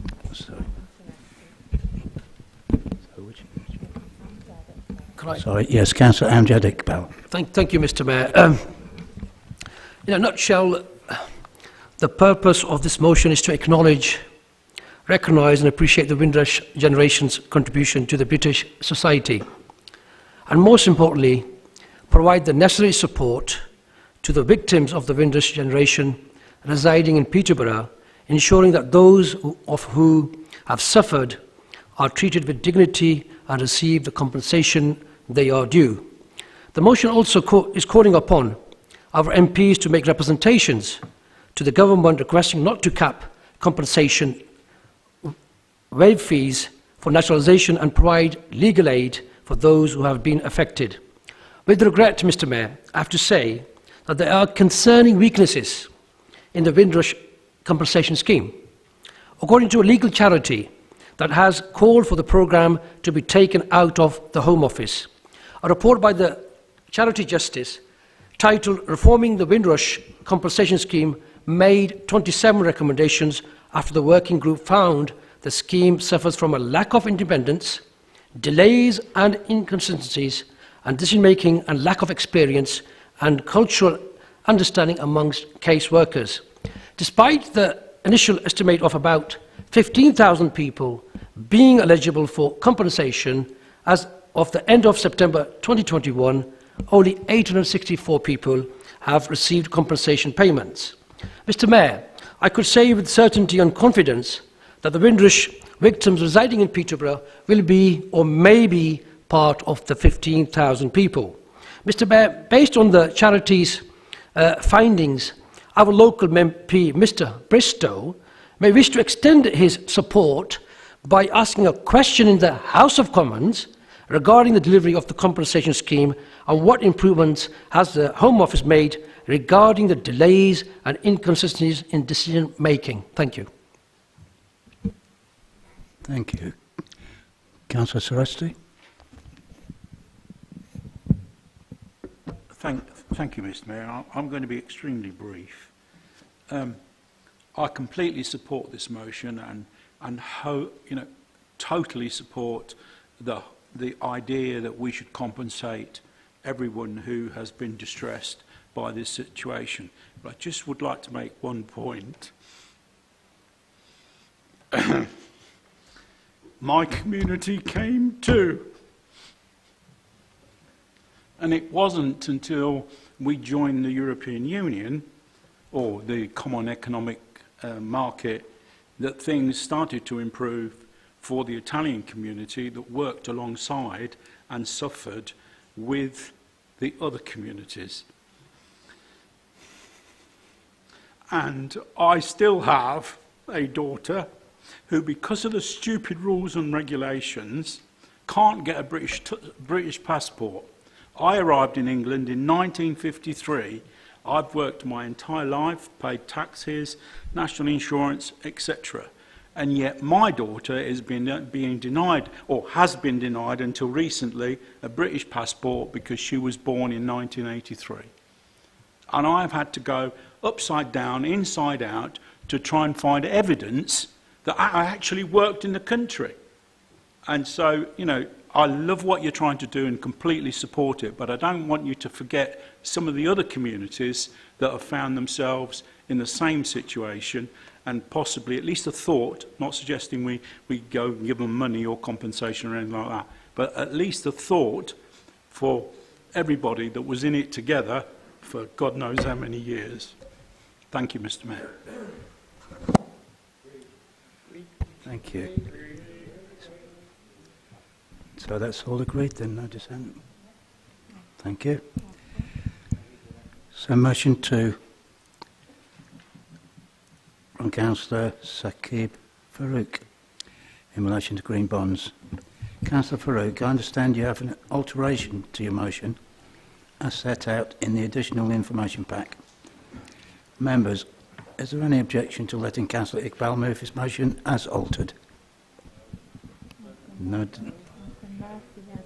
Councillor Murphy, do you wish to speak? Yeah, it's when I saw the motion come in, I did think about putting an amendment through myself and contacting Councillor Farouk. I didn't, but I think in the very last line where he's changed it to, in the medium term, once financial sustainability is reached, 23-24, you're being very optimistic. Perhaps it should read, if and when financial stability is reached, because what's happened, you know, from what we heard earlier on tonight, we haven't even got a corporate agreed aims and goals, let alone a financial strategy to break even.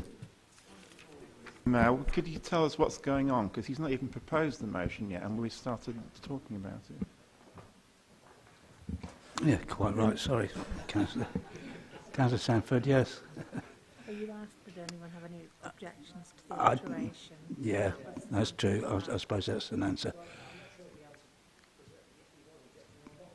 So, Councillor Murphy, were you objecting to the alteration?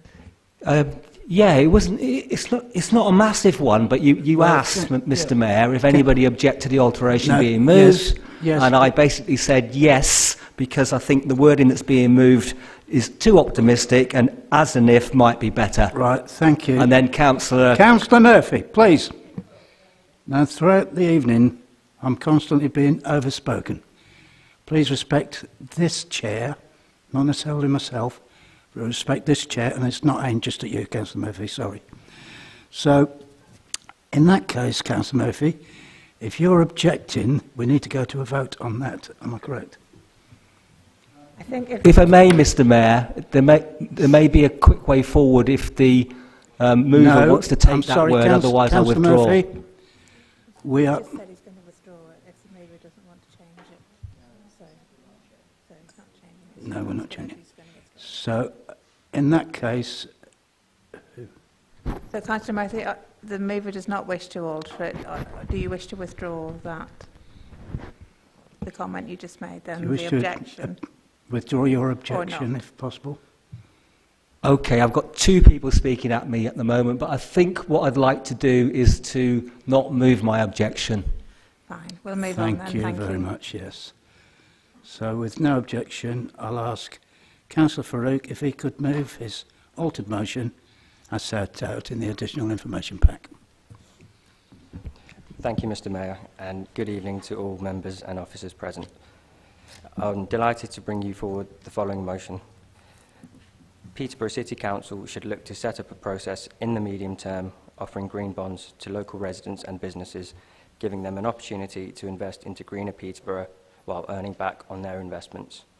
People and businesses can buy from as little as £5 into the new security and collect interest on their investment. The money will be put toward new green community infrastructure, including electrical vehicle charging points, tree planting and solar panels on public buildings. The Council will also aim to develop zero carbon recycling and waste collection, which will help us achieve our commitment of reaching our goal of net zero carbon emissions by 2030. Green bonds are becoming popular with institutional investors, with governments globally issuing $181 billion of debt so far in 2021. More than a quarter of local councils in the UK are considering their own climate bonds. The bonds issued will pay fixed interest of 1.5% per annum over a 5 or 10-year period. That's more than double the interest paid by the UK government's green bonds and high street banks, making it more attractive for residents to buy green bonds from the council.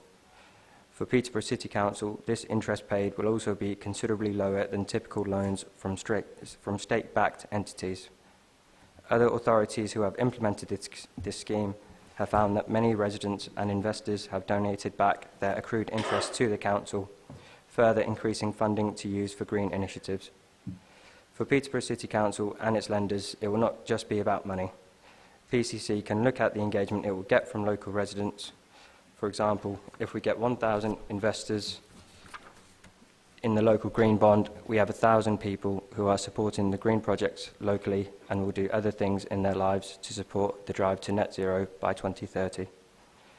After consultation with the Corporate Director of Resources and the current financial pressures on Peterborough City Council, it is agreed that our priority should be achieving financial sustainability by 2023-24 and considering the scheme in the medium term or once resources allow. Thank you, Mr. Mayor, and I'm happy to move to the debate. Thank you. Before we do, Councillor Hiller, will you second the motion, and if so, do you wish to speak now or reserve your right? Thank you, Mr. Mayor. I am seconding this motion, and I will speak now if that's okay. Thank you. In seconding this motion from my colleague, Councillor Saqib Farouk, I do understand there would be a fair bit of effort and time expended by officers in its legitimacy and setup. I also understand Councillor Farouk has factored that into his amended motion and he's proposed one of consideration by Council for this to be contemplated perhaps at a more convenient time, a more expedient time.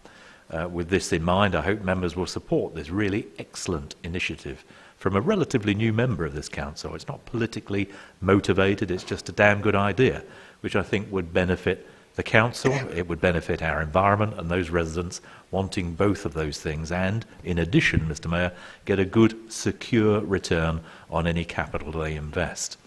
As other authorities create their own green bond schemes, as have been outlined by Councillor Farouk, going forward, we'll be able to monitor their levels of success and learn from the better elements they employ to help in our own programme when we're in a position to do that. Thank you, Mr. Mayor.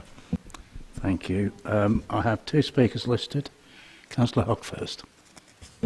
Thank you, Mr. Mayor. So, much like Councillor Murphy, I do have some reservations over the wording of the alteration.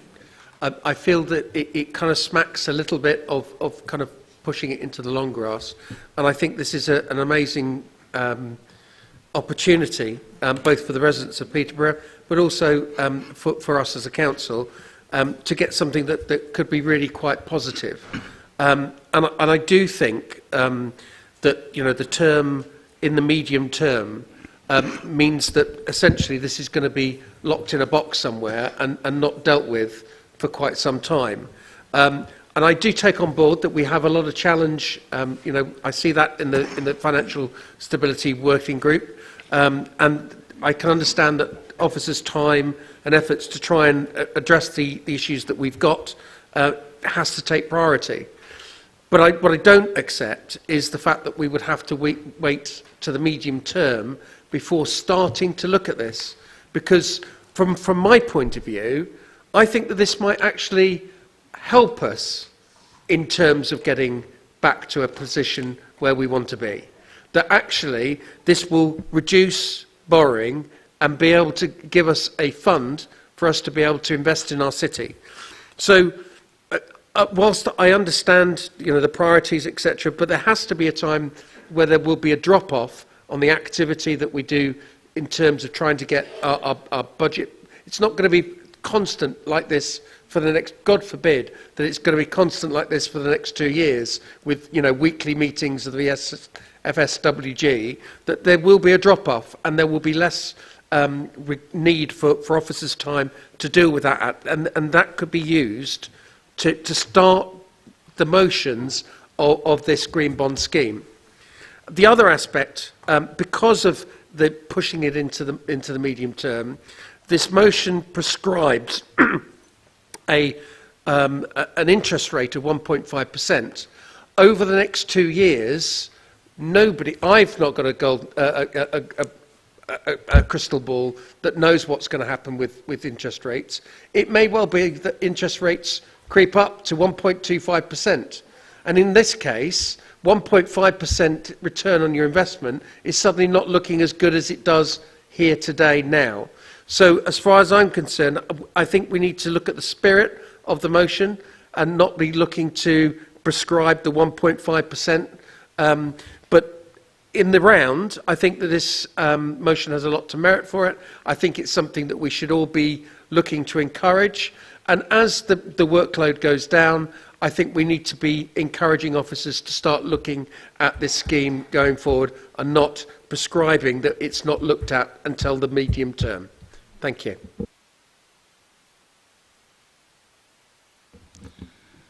Thank you, Councillor Hogg. Now, members, I've got 5 speakers here. Now, I had an understanding that there was a general consensus. So if there's nobody wishing to raise an objection, could I ask you to reconsider? But I'll call on Councillor Sanford first. Yeah, I'm going to be really brief because Councillor Hogg has said a lot of what I was going to say. But I do think there is a problem with these words that the Section 151 officer has to go in the motion about in the medium term.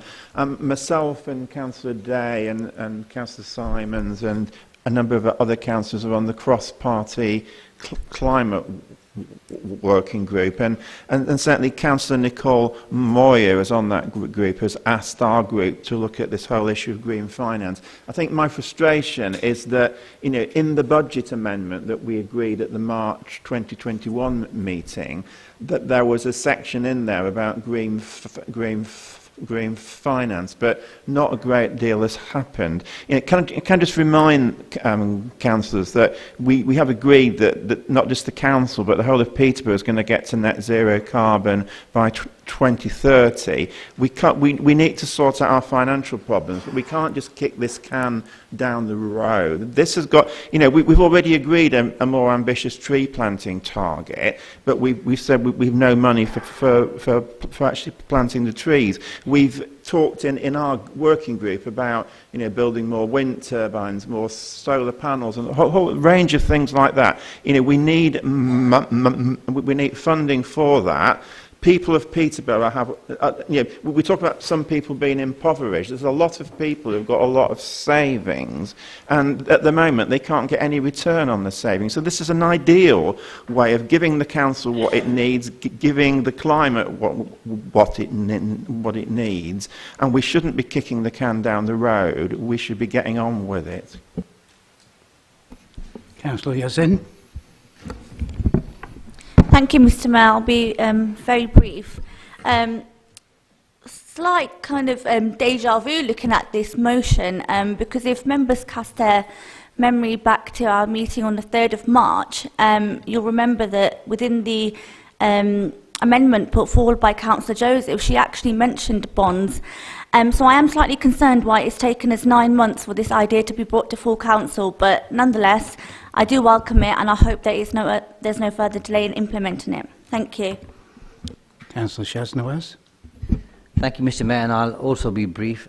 My first point is I would like to congratulate Councillor Saqib Farouk on his maiden speech and also his first motion. I hope we'll be hearing more from him as one of our younger members.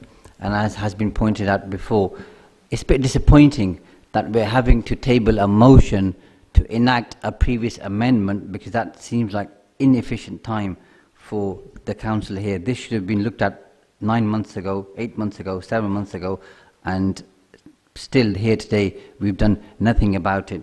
The other observation I have is Councillor Farouk Jr. compares our potential bond with government bonds, and I don't think you can compare that, because our bond will not have the same rating as a government bond, because some government bonds are AAA rated, therefore they are lower risk, therefore investors are more likely to invest money in those bonds compared to a bond from a local council. So maybe that's something you may wish to think about and alter in the future. And I'll leave it there, Mr. Mayor. Thank you. Councillor Day. Thank you, Mr. Mayor. I've got the same concerns about sort of pushing this through to the long-term plan. And I apologise that I didn't see the amendment until we got to this motion. I've just been working and reading lots of other papers in preparation for this meeting. But I am the chair of the Association of Green Councillors, and Greens in Power around the country have already put these schemes into place. And you know, some of those, my colleagues have offered to assist our working group in various ways and talk about how they're doing things. And I'd really like to see this put towards either in the form of a task and finish group or in the form of the climate change cross-party working group, where we have talked about this before. I know Councillor Moyo's talked about this before and the importance of doing this. So I do see that this is something that we ought to be getting on with. Thank you. Thank you. And then the last question, last comment from Councillor Coles. Thank you, Mr. Mayor, and I apologise for taking up more time. I'm very grateful that Councillor Sakib Farouk has put in this slight change, because it's the reality, ladies and gentlemen. We have very clear problems to deal with short term. When we've got to financial sustainability, we'll then go to the medium term, which will be, as you will find out, no doubt, in the future, how we will follow on our further strategy process. So I support it, and it's a sensible thing to do. Thank you, Mr. Mayor. Thank you. Councillor Sakib Farouk, would you like to sum up, or shall we move to the vote? Thank you, Mr. Mayor. What I was briefly going to sum up, Councillor Coles has just covered, so I'm happy to go straight to the vote. Thank you. Moving over to Rachel then, please. Is it agreed? Thank you. Agreed. Oh, that's even better, thank you. Right then, and thank you. Sorry for the outburst earlier, but I've had a long day, the same as you. Let's hope we meet again next week. This is the end of tonight's meeting. Thank you.